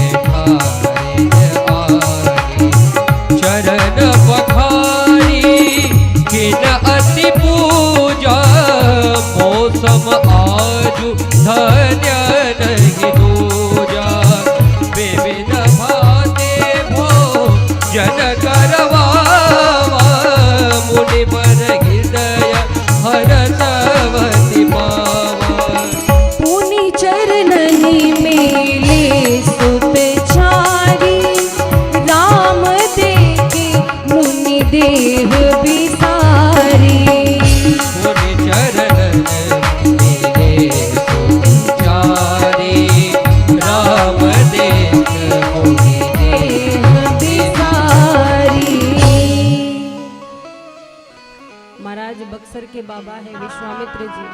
अब देखिए कितनी सुंदर बात है, यहाँ पर समझने वाली है। विश्वामित्र जी के विषय में गोस्वामी जी ने लिखा है कि विश्वामित्र महामुनि ज्ञानी, केवल मुनि साधारण ऋषि नहीं है, महामुनि है, ज्ञानी है, बलवान है, और रहते कहाँ है? कोई साधारण स्थान पर नहीं, बसहि विपिन शुभ आश्रम जाने। क्या करते हैं वन में? जप करते हैं, यज्ञ करते हैं, पूजा करते हैं, पर सफलता नहीं मिलती। मतलब करता अच्छा है, करने वाला व्यक्ति बढ़िया है, महामुनि है, करने वाला स्थान जहां पर यज्ञ होता है वो स्थान बढ़िया है, शुभ आश्रम है, मेहनत का काम है, मन से मनोयोग से तपस्या करते हैं पर सफलता नहीं मिल रही है। अच्छा, सब कुछ बढ़िया होने के बाद सफलता क्यों नहीं मिल रही है? कभी कभी हमारे आपके जीवन में होता है, बहुत परिश्रम करते हैं, पूरी जान लगा देते हैं, फिर भी सफलता नहीं मिलती। तो क्या हमारा दोष है इसमें? हमारा आपका दोष है? लोग कहते हैं कि असफलता यह दर्शाती है कि सफलता का प्रयास मनोयोग से नहीं किया गया है, लेकिन महाराज ये बात नहीं है।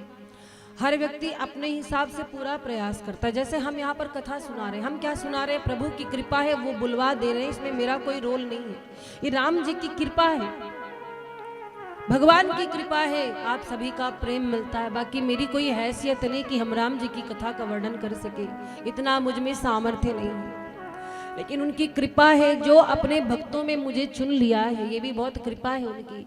तो जीवन में सफलता ना मिलने का कारण क्या होता? हम बहुत प्रयास करते, सफलता नहीं मिलती, कुछ कमी रह जाती है। क्या कमी है महाराज? एक बहुत सुंदर बात कही गई है कि परिश्रम करे कोई कितना भी, लेकिन कृपा के बिना काम बनता नहीं है। जब तक भगवान नहीं चाहते हैं आप कुछ नहीं कर पाओगे। अब इसका मतलब ये नहीं है कि आप भगवान भरोसे बैठ जाओ। हम भगवान चाहते नहीं कि हम कथा में आए इसीलिए हम नहीं आए, ऐसा नहीं है। आप अपना प्रयास करो, उसे छोड़ो नहीं। आपका जो कार्य है उस पे अडिग रहो, करते रहो। पर कृपा कब होगी? जब आप तन्मयता से, ईमानदारी से अपने कार्य को करेंगे तो आपको सफलता मिलेगी। एक बार नहीं मिलेगी, दो बार नहीं मिलेगी, लेकिन तीसरी बार जरूर मिलेगी। लेकिन भरोसा होना चाहिए अपने कर्म पर और ईश्वर पर।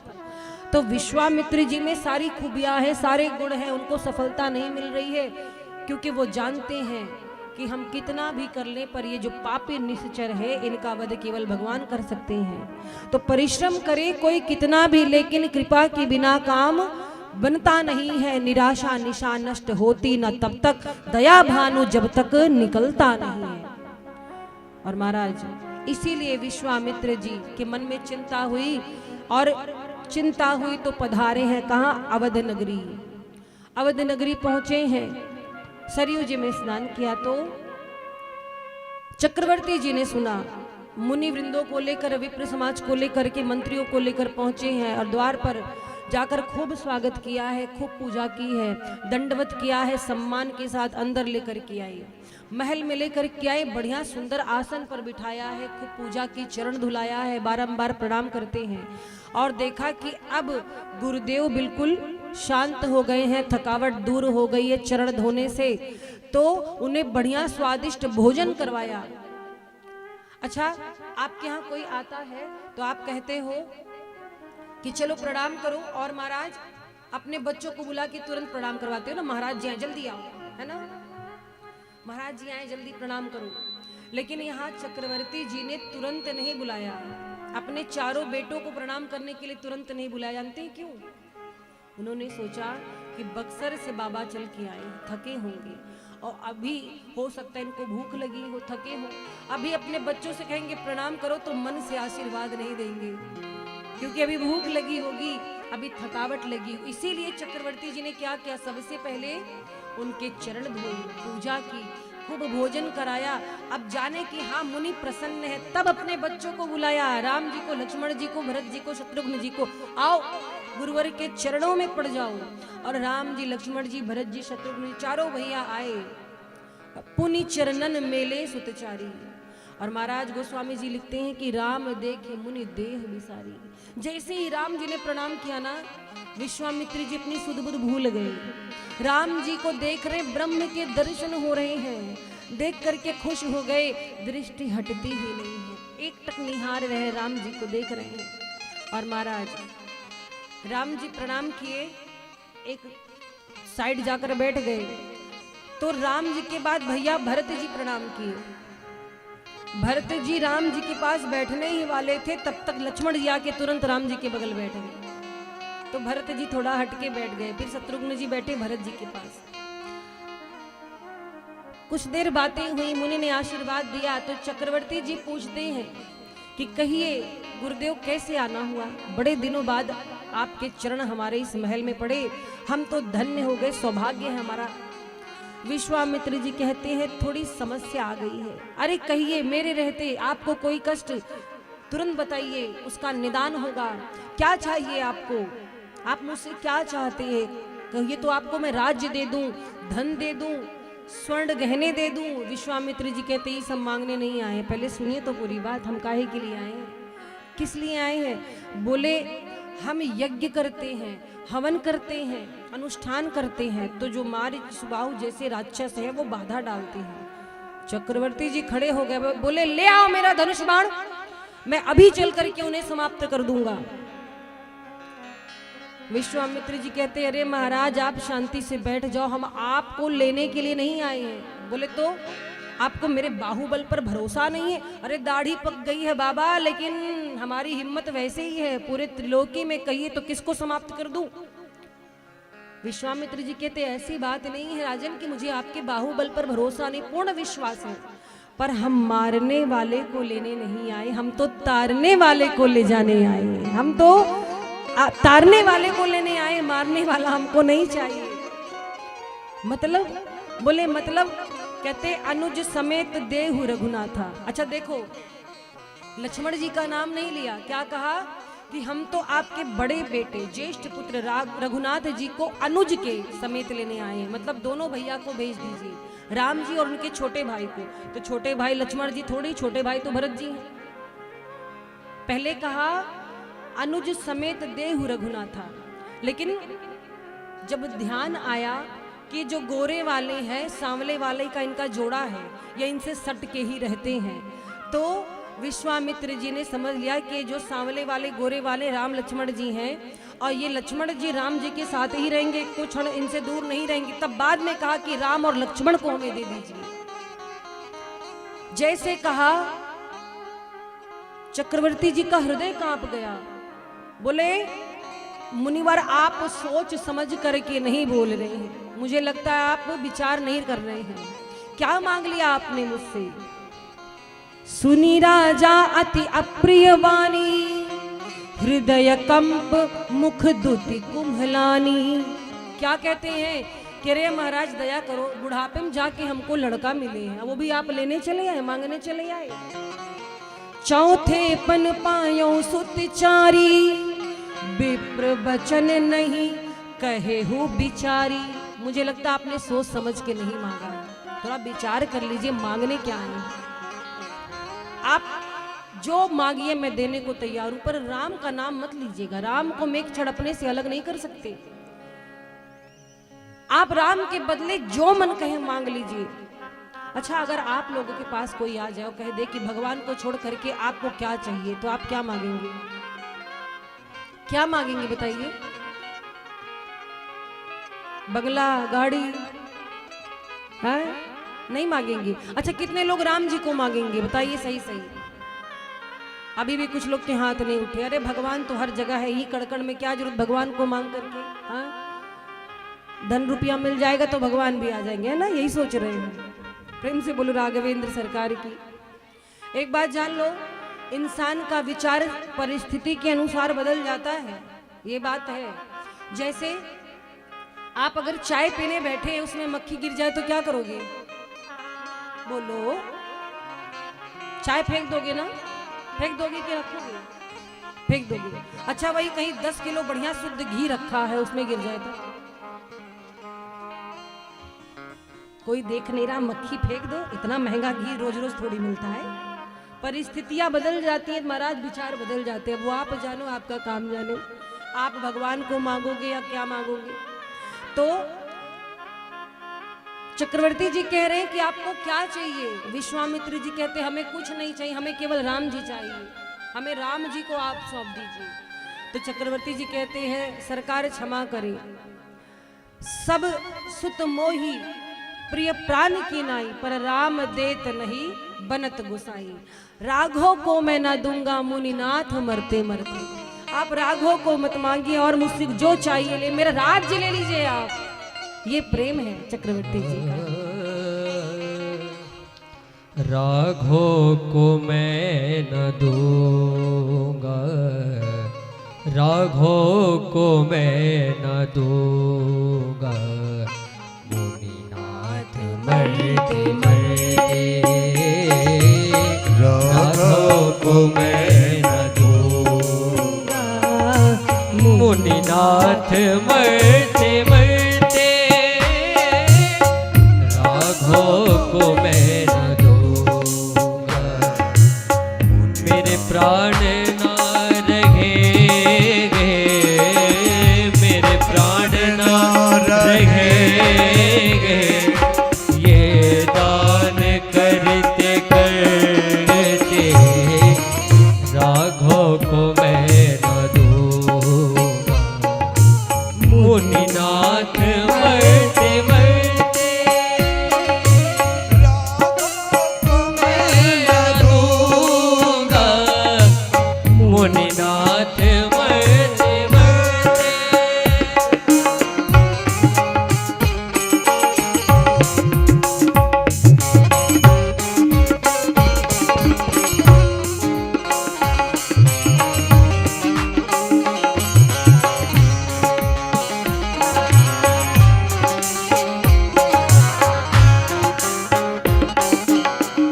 बालक है राम लक्ष्मण, कैसे लड़े लड़ाई। बालक है राम लक्ष्मण कैसे लड़े लड़ाई। रघुवर प्रभु को देता बनता नहीं गोसाई। रघुवर प्रभु को देता बनता नहीं गोसाई। कहयूं पड़े चरण में, कहयूं पड़े चरण में। त्रिगनीर डरते डरते राघव को मैं न दूंगा।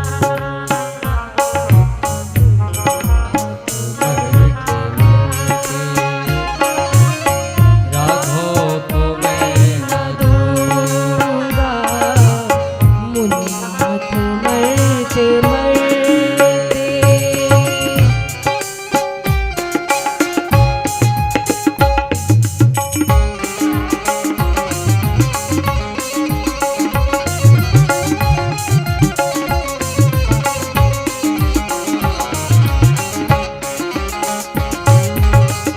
जल के बिना कदाचित मछली शरीर धारे। जल के बिना कदाचित मछली शरीर धारे। पर मैं न जी सकूंगा इनको बिना निहारे। पर मेरे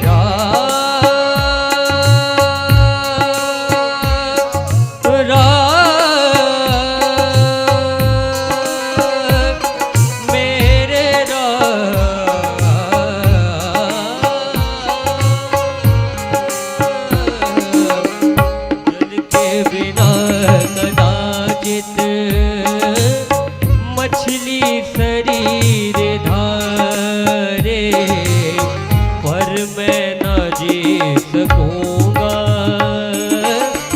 इनको बिना निहारे कौशिक से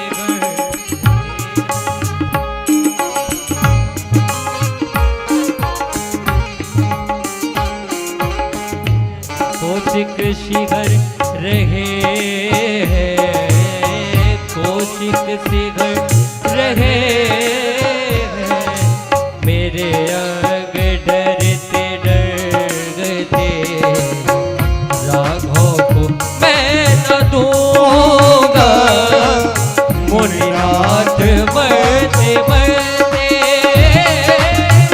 राघव को मैं न दूंगा, मुनिनाथ मरते मरते, मुनिनाथ मरते मरते, मुनिनाथ मरते मरते। राघव, हमारे बीच कुछ भक्त आए हैं, उनका नाम लिया जाएगा। मंच पे आएंगे रमेश शर्मा जी धनपुरी। रमेश शर्मा जी, यदि आवाज सुन रहे हो तो मंच पाने का कष्ट करें। दिवाकर शर्मा जी,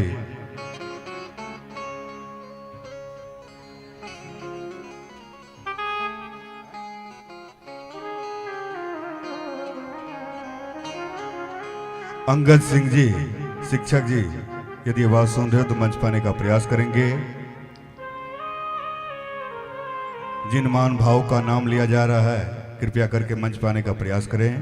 रमेश शर्मा जी, यदि सुन रहे हो तो मंच पाने का। रामा अवतार सिंह जी, यदि आवाज सुन रहे हो तो मंच पाने का प्रयास करेंगे। आप लोग जाने का प्रयास करेंगे। आप लोग जोरदार ताली तो बजाओ भाई। हनुमान जी की तरह याद दिलाना पड़ता है, वो भी भूल जाते हैं, तो उनको भी याद दिलाए थे जामवंत जी को नहीं सुना रहे हैं। इस विश्व लोक को नहीं सुना रहे हैं। इस विश्व लोक हित कारणे, मतलब लोक मतलब विश्व के लोग जो जितने भी हैं, जितने भी हैं, हित सबके लिए हितकारी लोग, श्री राम कथा।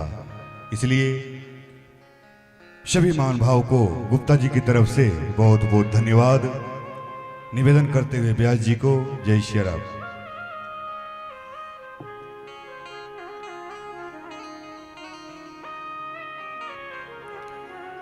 श्री राम।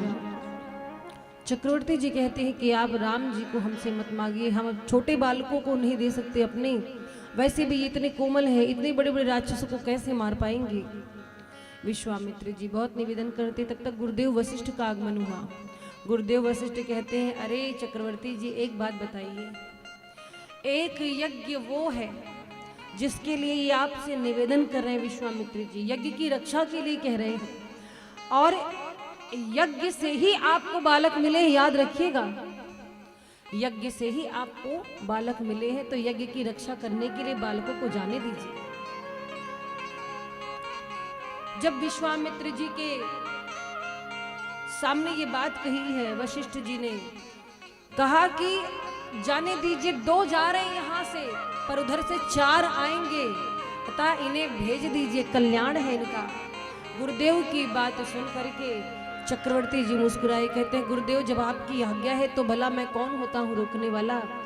और महाराज अपने दोनों बालकों को बड़े आदर के साथ बुलाया है, अति आदर दो तनय बुलाई, हृदय लाई, बहुभांति सिखाया, बहुत प्रकार से समझाया राम जी और लक्ष्मण जी को चक्रवर्ती जी ने कि बेटा आज से गुरुदेव विश्वामित्र जी ही आपके पिता हैं, माता हैं, इनकी आज्ञा का पालन करना, अनुशासन में रहना, ये जो कहेंगे जितना कहेंगे उतना ही करना।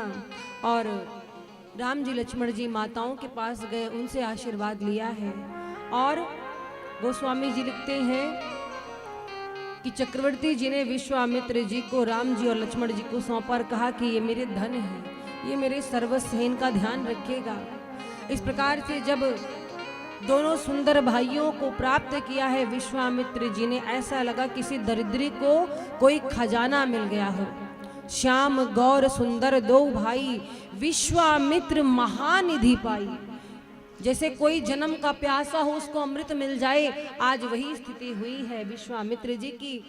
और महाराज मन में धन्य धन्य महसूस कर रहे हैं कि आज मेरे कारण से भगवान ने अपने माता पिता के भवन को त्याग दिया, मेरे कल्याण के लिए चल पड़े हैं।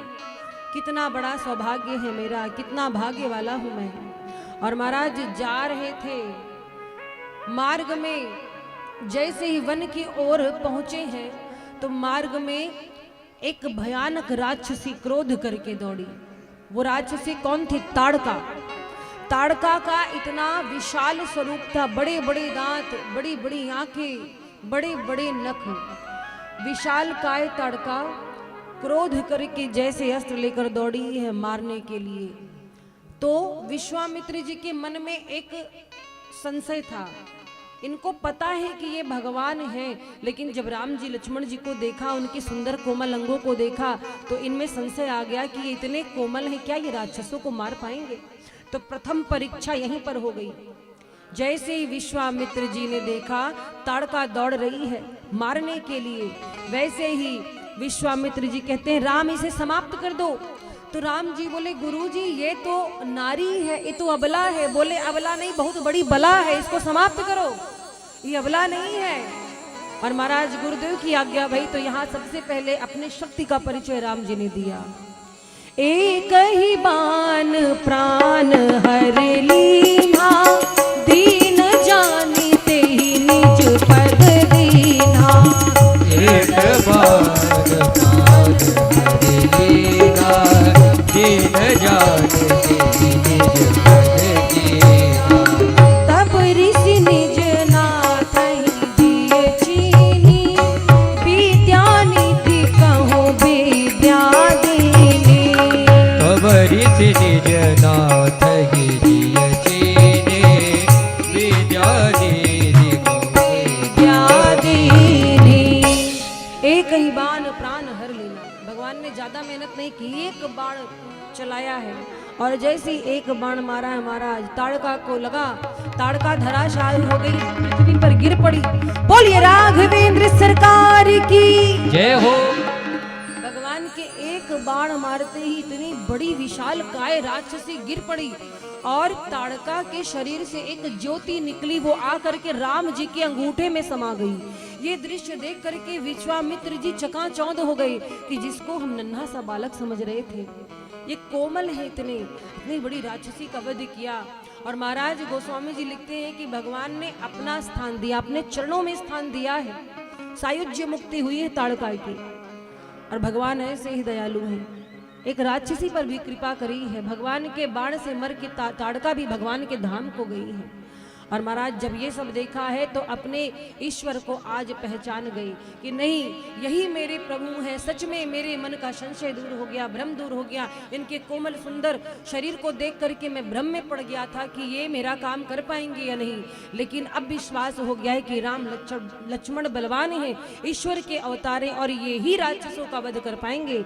तब जाकर के दो विद्या दी है, बला अति बला, जिससे भूख और प्यास नहीं लगती है। और महाराज विश्वामित्र जी ने विद्या दी है राम जी को, लक्ष्मण जी को।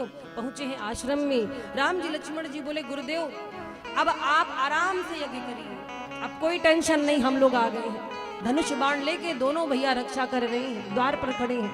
विश्वामित्र जी ने यज्ञ आरंभ किया तो यज्ञ जैसे आरंभ हुआ है महाराज प्रातः काल, वैसे निशाचरों की सेना आ गई। मारीची आ गया, सुबाह आ गया।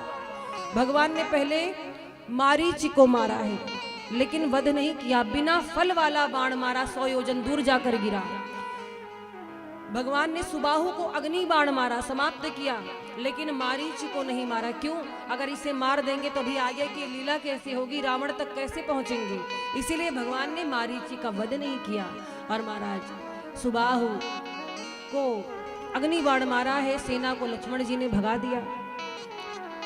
विश्वामित्र जी बड़े प्रसन्न हुए। एक दिन विश्वामित्र जी बैठे थे तो उनके पास एक निमंत्रण आया। निमंत्रण कहां से आया, किसी को पता है? मिथिला से, जनकपुर से निमंत्रण आया। धनुष यज्ञ हो रहा है, लेकिन निमंत्रण राम लक्ष्मण जी को नहीं मिला था। किसको मिला? निमंत्रण गुरुदेव विश्वामित्र को मिला। और महाराज गुरुदेव विश्वामित्र को जब धनुष यज्ञ का निमंत्रण मिला तो गुरुदेव ने कहा लक्ष्मण जी से, राम जी से कि जनकपुर में धनुष यज्ञ हो रहा है, राम जी आप चलेंगे, लक्ष्मण जी आप चलेंगे हमारे साथ। राम जी बोले गुरुदेव, जब मेरे पिताजी ने हमें आपको सौंपा था तो यही कहा था कि गुरु जी जो कहेंगे वही करना है। आज से आप ही हमारे माता है, पिता है, तो हम जब तक आपके पास हैं आप पर हम पर आपका अधिकार है, आप जैसा कहिए। विश्वामित्र जी प्रसन्न हुए, बोले राम जी, लक्ष्मण जी आप मेरे साथ चलिए जनकपुर। और महाराज भगवान श्री राम, लक्ष्मण जी और गुरुदेव विश्वामित्र अब चल पड़े हैं जनकपुर की ओर। जनकपुर जा रहे थे, मार्ग में एक आश्रम दिखाई दिया। आश्रम एक दीख मग माही, खग मृग जीव जंतु तहनाही।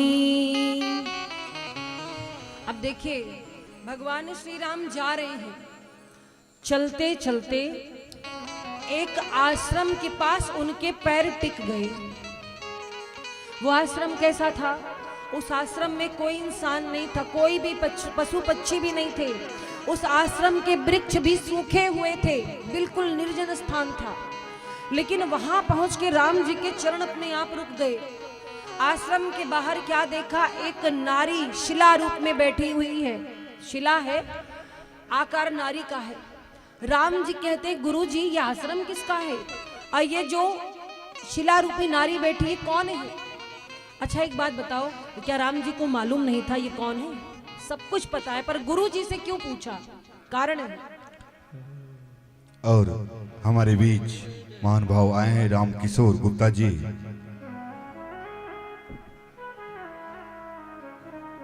राम किशोर गुप्ता जी खैरहा से हैं, मंच पे आए हैं। बहुत बहुत धन्यवाद गुप्ता जी की ओर से, बहुत बहुत धन्यवाद व्यास जी की ओर से अंग वस्त्र से। और व्यास जी को भी अंग वस्त्र दे करके सम्मानित करें। आप लोग जोरदार ताली से स्वागत करेंगे। हाँ, और नारायण गुप्ता जी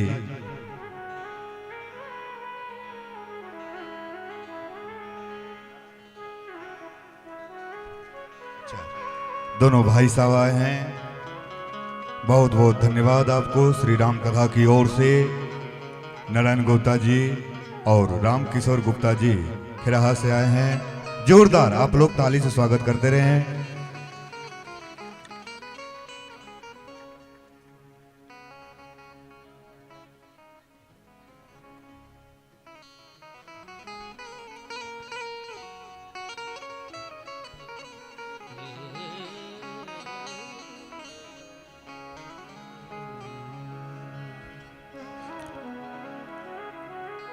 भगवान श्री राम गुरु जी से पूछते हैं, गुरु जी आश्रम किसका है? अच्छा, आश्रम में कोई दिखाई नहीं पड़ा, भगवान के चरण रुक गए। क्यों? दिव्य को जो होते हैं, दिव्यता बहुत आकर्षित करती है। उस आश्रम में कोई नहीं था, पर भगवान के चरण इसलिए रुक गए क्योंकि बहुत वर्षों पहले उस आश्रम में भजन हुआ था, कथा हुई थी। और जिस स्थान पर भगवान का सत्संग होता है, भजन होता है, कथा होती है, वो वातावरण अपने आप दिव्य हो जाता है। भले ही उसमें सुंदरता ना हो, लेकिन दिव्यता होती है। और वो दिव्यता किससे होती है? भजनों के प्रभाव से होती है। भगवान इसीलिए आकर्षित हो गए और उस निर्जन आश्रम के सामने रुक गई और पूछते हैं कि गुरुदेव ये कौन है? तो भगवान श्री राम जी को गुरुदेव बताते हैं, कहते हैं हे रघुवीर, ये गौतम ऋषि की पत्नी है, इससे कुछ अपराध हो गया था, आपके चरण कमलों की रज से इनका उद्धार होगा, रघुवीर इन पर कृपा करिए। गौतम नारी श्राप बस उपल देह धरि धीर, चरण कमल रज चाहती, कृपा करहु रघुबीर।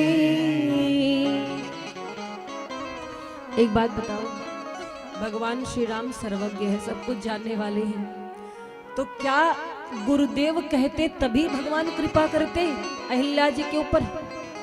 गौतम ऋषि की पत्नी को शाप लगा था, कुछ अपराध बन गया था। ऐसी कथाओं पर विस्तार से चर्चा उचित नहीं, जिससे किसी को कष्ट हो या किसी के चरित्र पर कोई शंका हो, इसलिए गोस्वामी जी ने इस प्रसंग पर लॉक लगाया। इतना जानना है कि गौतम ऋषि की पत्नी अहिल्या जी से कुछ अपराध हुआ, उनके पति ने उन्हें शिला बनने का शाप दे दिया। जब निवेदन किया कि मेरा उद्धार कैसे होगा, तो बोले जब राम जी आएंगे, उनके चरणों की धूल आपसे स्पर्श होगी, तब आपका उद्धार होगा। तब से इतने वर्षों से वो अहिल्या शिला के रूप में बैठे प्रभु की प्रतीक्षा कर रही है, कब प्रभु आएंगे, कब मेरा उद्धार होगा। आज संयोग से मिथिला जाते समय भगवान को वो स्थान दिख गया, भगवान रुक गए। भगवान सब जानते हैं, फिर भी गुरु से क्यों कहा, गुरु से क्यों पूछा कि ये कौन है, क्या हुआ है, किसका आश्रम है। एक बात जानते हैं,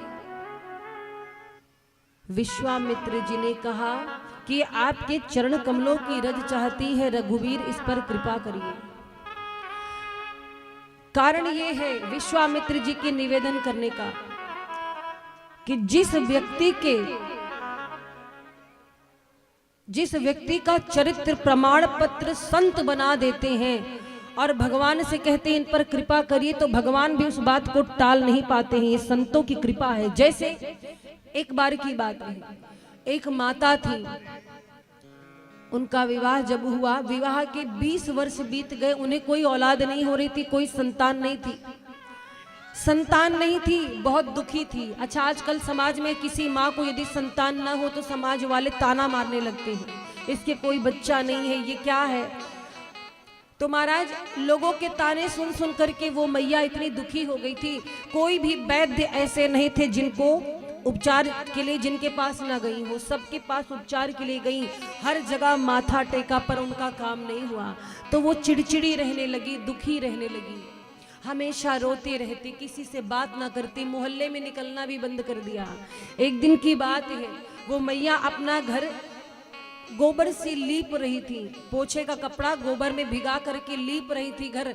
तब तक एक संत द्वार पे आए, मैया जरा बाहर आओ, कुछ दान पुण्य करो, भगवान आपकी मनोकामना पूर्ण करेंगे। अब वो मैया इतने क्रोध में आ गई कि 20 साल हो गए, भगवान ने हमारी सुनी नहीं और ये झूठा दिलासा दे रहे हैं कि भगवान मनोकामना पूर्ण करेंगे। सो मैया ने क्या किया, वही पोछे वाला कपड़ा उठाकर संत के मुख पर मार के फेंक कर मार दिया। जैसे ही संत जी के मुख पर वो पोछे का कपड़ा आकर लगा, उनको बुरा नहीं लगा। वो वही पोछा का कपड़ा अपने पास रखे जिसमें गोबर लगा था। दूसरे द्वार पे गए, दूसरे द्वार पर उस माता से जाके बोले कि मैया ये जो बगल में माता है, इतनी चिड़चिड़ी क्यों रहती हैं, इतने क्रोध में क्यों रहती हैं। वो दूसरी माता बोली क्या करे बेचारी, 20 साल शादी के हो गए, पति भी छोड़ दिया, क्योंकि उसको संतान नहीं हो रही ना, घर वाले ससुराल वाले भी कोई सम्मान नहीं करते, इसीलिए बेचारी दुखी रहती है। संत को बहुत दया आई, आंखों में आंसू आ गए।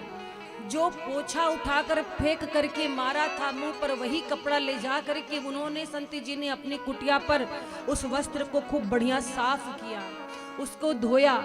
धो करके जब वो कपड़ा सुखा लिया तो उसको पतली पतली उसकी बत्ती बनाई, उस कपड़े को फाड़ करके पतली बत्ती बनाई और घी में वही बत्ती का दीपक जलाया भगवान के सामने और कहते हैं कि हे प्रभु, मैं रोज किसी ना किसी से कुछ मांगता हूँ दान में, आज मेरी यही कमाई हुई है, आज दान में मुझको यही मिला है। जिसके पास जो होता है वही देता है।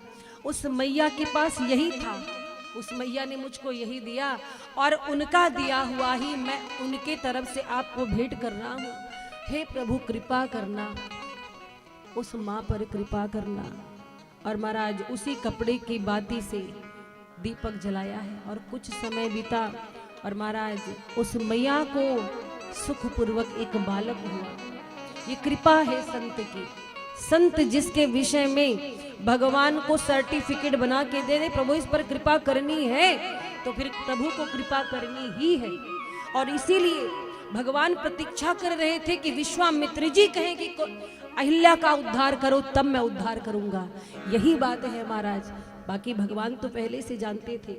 तो महाराज भगवान ने क्या किया, जैसे गुरुदेव की आज्ञा मिली कि अपने चरण कमलों के रज से उसे मुक्त कीजिए, वैसे भगवान ने अपना चरण उठाया है और जैसे ही चरण उठाया है उसके रज का स्पर्श पाते वो शिला नारी बन गई। बोली राघवेंद्र सरकार की। पर सद पद पावन शोक न सावन, प्रगट भई तब को जसही, देखत रघुनायक जन सुखदायक, सन्मुख होई कर जोरी रही, अति प्रेम अधीरा पुलक शरीरा, मुख नहीं आई वचन कही, अतिशय बड़ भागी चरणन लागी, जुगल नयन जलधार बही, धीरज मन कीना प्रभु कहु चीना, रघुपति कृपा भगति पाई, अति निर्मल बानी अकुति ठानी, ज्ञान गम्य जय रघुराई, मैं नारी पावन प्रभु जग पावन, रावण रिपु जन सुखदाई, राजीव विलोचन भव भय मोचन, पाहि पाहि शरणागि आई, मुनि श्राप जो दीना अति बल कीन्हा, परम अनुग्रह मैं माना, देखो बरि लोचन हरि भव मोचन, इह बतावस कर जाना, विनते प्रभु मोरी मैं मति थोरी, नाथ न मांगहु बरवना, पद कमल परागा रस अनुरागा, मम मन मधु परहे पना, जेहि पद सुर सरिता परम पुनीता, प्रगट भई शिव शीतधरी, कोई पद पंकज देहि पूजत अज मम, सिरधर हो कृपाल हरि, एहि भाति सिधारी गौतम नारी, बार बार हरि चरण परी, जो अति मन भावा सो बरु पावा, गे पति लोक आनंद भरी, पर सद पद पावन शोक न सावन, प्रगट भई तब को जसही, प्रगट भई तब को जसही, प्रगट भई तब को जसही।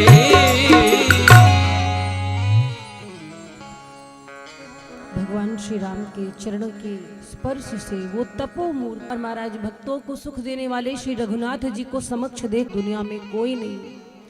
अस प्रभु दीन बंधु हरि, कारण रहित दयाल, तुलसीदास सठते ही भजू, छाड़ी कपट जंजाल। और महाराज अहिल्या जी पर कृपा करके भगवान आगे बढ़ी हैं मार्ग में गंगा मैया मिली है, गंगा जी की महिमा सुनाई है, गंगा जी धरती पर कैसे आई हैं, ये कथा विश्वामित्र जी राम जी को सुनाई, लक्ष्मण जी को सुनाई।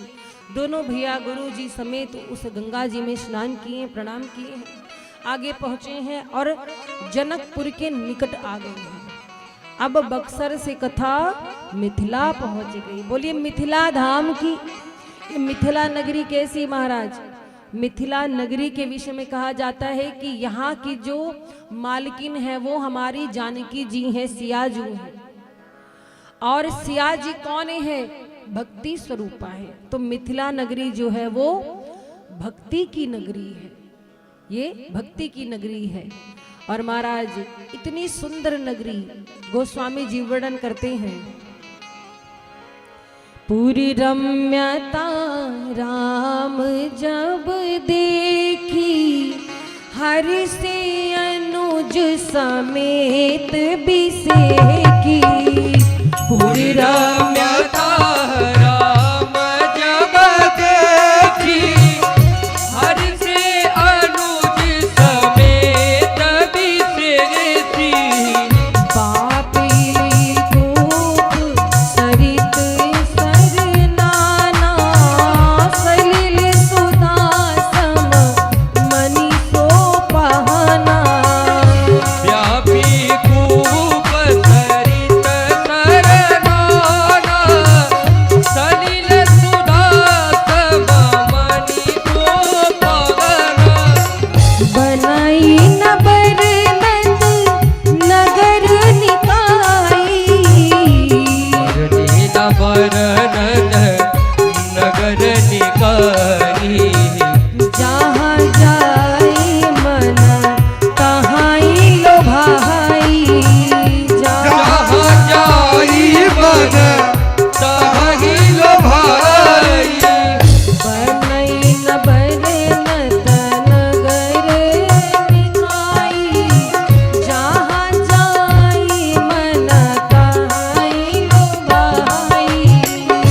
बनई न बरनत नगर निकाई, जहाँ जाई मन तहीं लो भाई।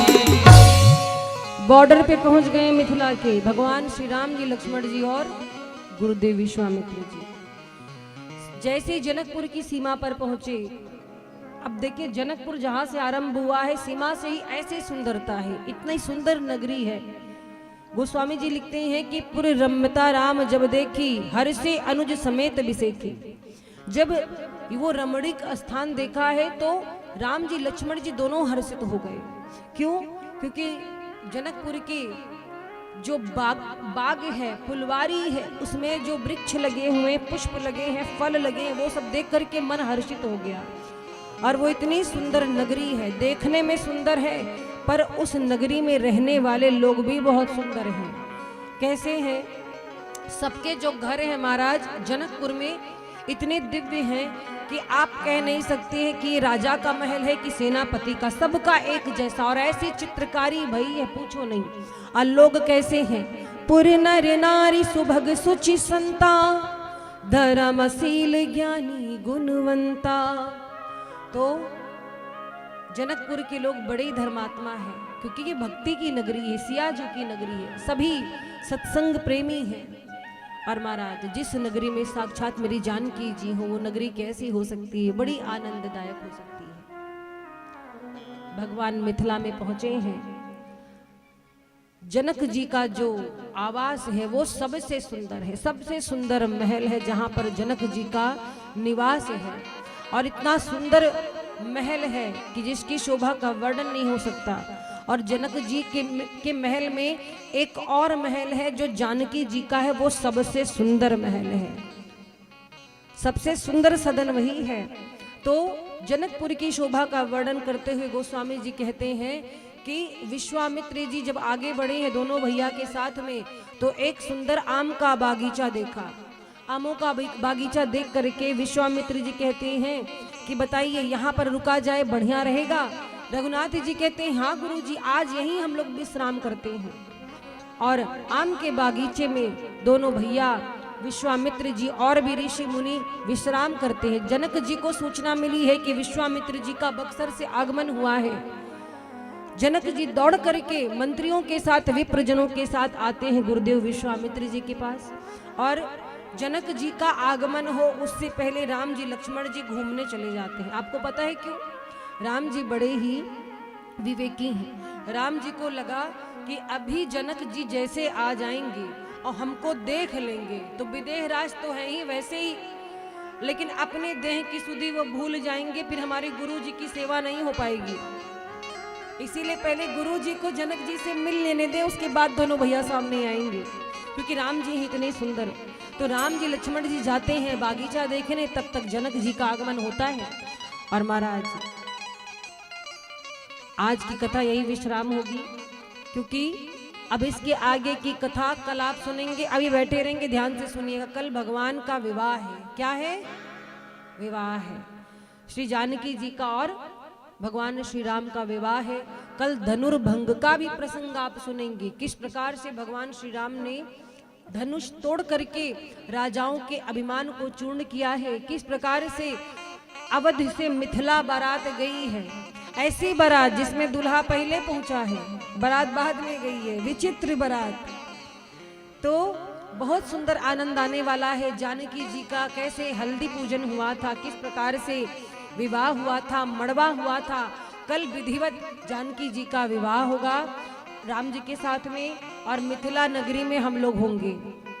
अयोध्या नगरी में घूम लिए, अब हम लोग चलेंगे कल मिथिला नगरी में। मिथिला का प्रेम क्या है ये देखेंगे। तो कितने लोग तैयार हैं चलने के लिए? कल बढ़िया लाल लाल साड़ी पहन के आना सब लोग। है लाल साड़ी? कहेंगे रोज देवी जी फरमाइश किए रहती हैं, कथा सुनने हम लोग आते हैं, बताती कौन कलर पहनना है। अरे कहीं कहीं माताएं आकर पूछती हमें क्या पहन के, किस रंग का कपड़ा पहन के आना है, बता दीजिए।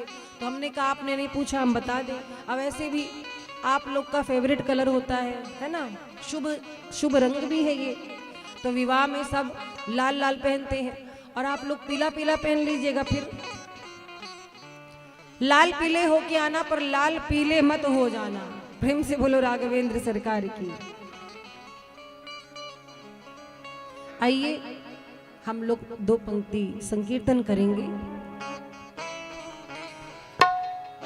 श्री राम जय राम जय जय राम, श्री राम जय राम जय जय राम, श्री राम जय राम जय जय राम, श्री राम जय राम जय जय राम। जब भगवान का संकीर्तन हो तो बात नहीं करनी चाहिए, ताली बजाना चाहिए। हाँ, उठाइए दोनों हाथों को सीधे सीधे। आपसे पूरी एक्सरसाइज हम 9 दिन में करवा के जाएंगे। राम राम बोल, सीता राम बोल, राम राम बोल, सीता राम बोल, राधे श्याम बोल, राधे श्याम बोल, राधे श्याम बोल, राधे श्याम बोल, शिव शिव बोल, शिव शिव बोल, शिव शिव बोल, शिव शिव बोल, नारायण बोल, नारायण बोल, नारायण बोल, नारायण बोल, श्री राम जय राम जय जय राम, श्री राम जय राम जय जय राम, जय सिया राम जय जय सिया राम, जय सिया राम जय जय सिया बोलो। राम, जय सिया राम जय जय सिया राम, जय सिया राम जय जय सिया राम, श्री राम जय राम जय जय राम, श्री राम जय राम जय जय राम, श्री राम जय राम जय जय राम,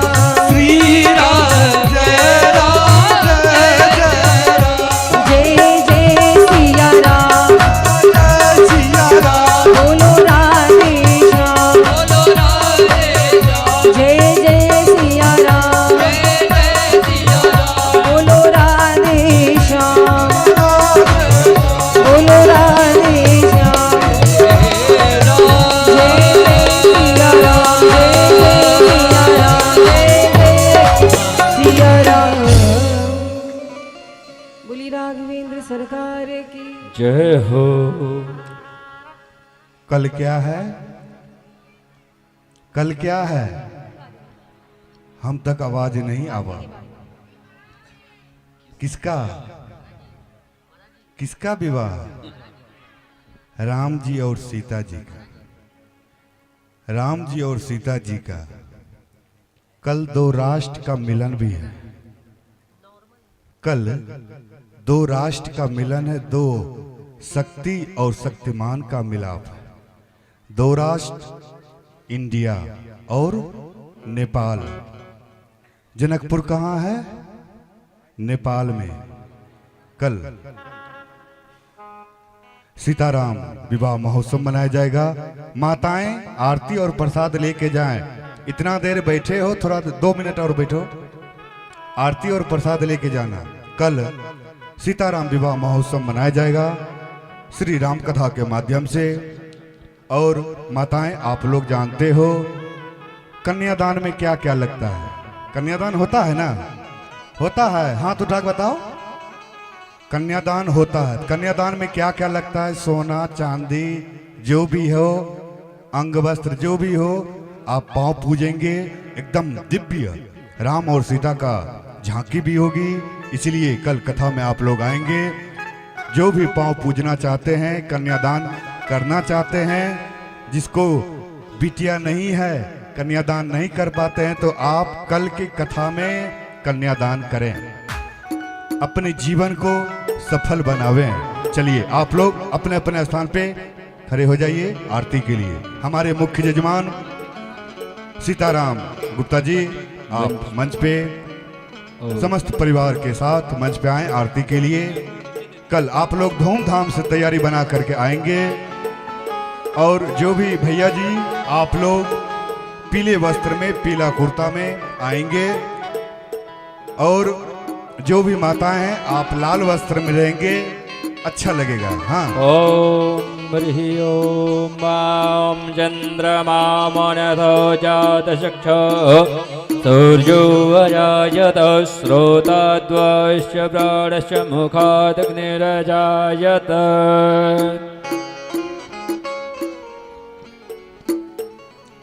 मन में बसा कर तेरी मूर्ति, मन में बसा कर तेरी मूर्ति, उतारू मैं रघुवर तेरी आरती। मन में बसा कर तेरी मूर्ति, उतारू मैं रघुवर तेरी आरती।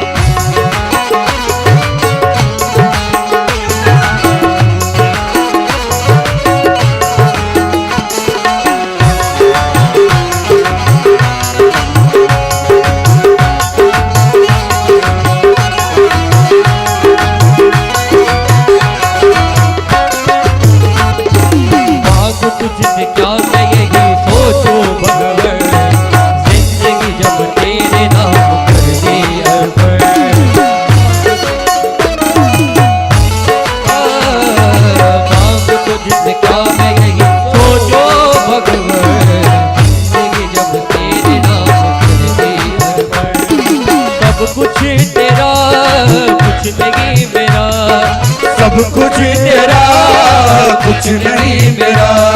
चिंता है तुझको प्रभु संसार की, बेपता करने मोती, उतारो बगैर तेरी यार की। बसा कर तेरी मूर्ति, उतारो भगवान तेरी यार की। वेद तेरी महिमा गाए संत करे गान, नारद गुण गान करे छेड़ मेरा नाम। वेद तेरी महिमा गाए संत करे ध्यान, नारद गुण गान करे छेड़ मेरा नाम। भक्त तेरे द्वार करते पुकार, भक्त तेरे द्वार करते पुकार। दास बन रुद तेरी गाए आरती, दास की तेरी गाए आरती। मन में बसा कर तेरी मूर्ति, उतारो मैं गुरकर तेरी आरती।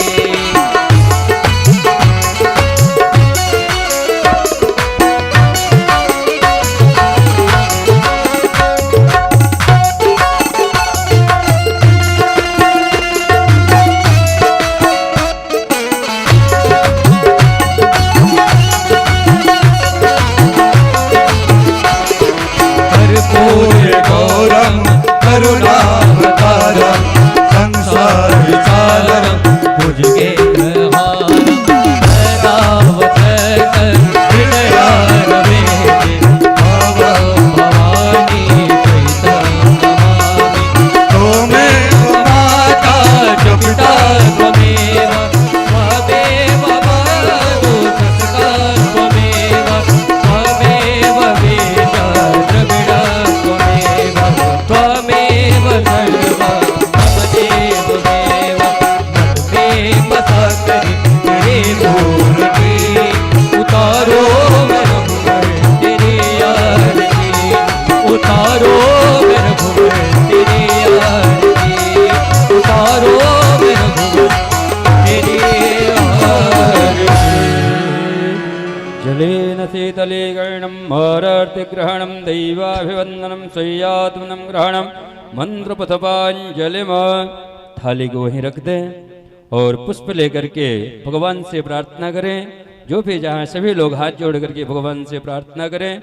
ओम ह्रीं ओम मा ओम जगेन जगमय जंत देवासानि धर्माणि प्रथमान्य संज्ञादेहनाकं महिमानः सशन्त पूर्वे साध्याः सन्ति देवाः। सेवन्ति कामकुलचम्पकपाटलाब्धे पूर्णगजातिकरवीररसाल्यपुष्पे बिल्वप्रवालतुलसीदलमञ्जरीभिस्त्वं पूजयामि जगदीश्वर मे प्रसीद।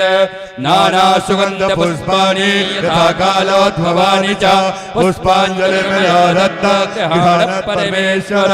सुमन सुगन्धित सुमनयुत सुमन सुगन्धि विचार पुष्पाञ्जलिर्पण करो। सीतारामचंद्र करो स्वीकार। प्रार्थना पर मंत्र पुष्पांजलिं समर्पयामि नमस्करोमि प्रणमेते। बोले सीतारामचंद्र भगवान की जय। बोले हनुमान जी महाराज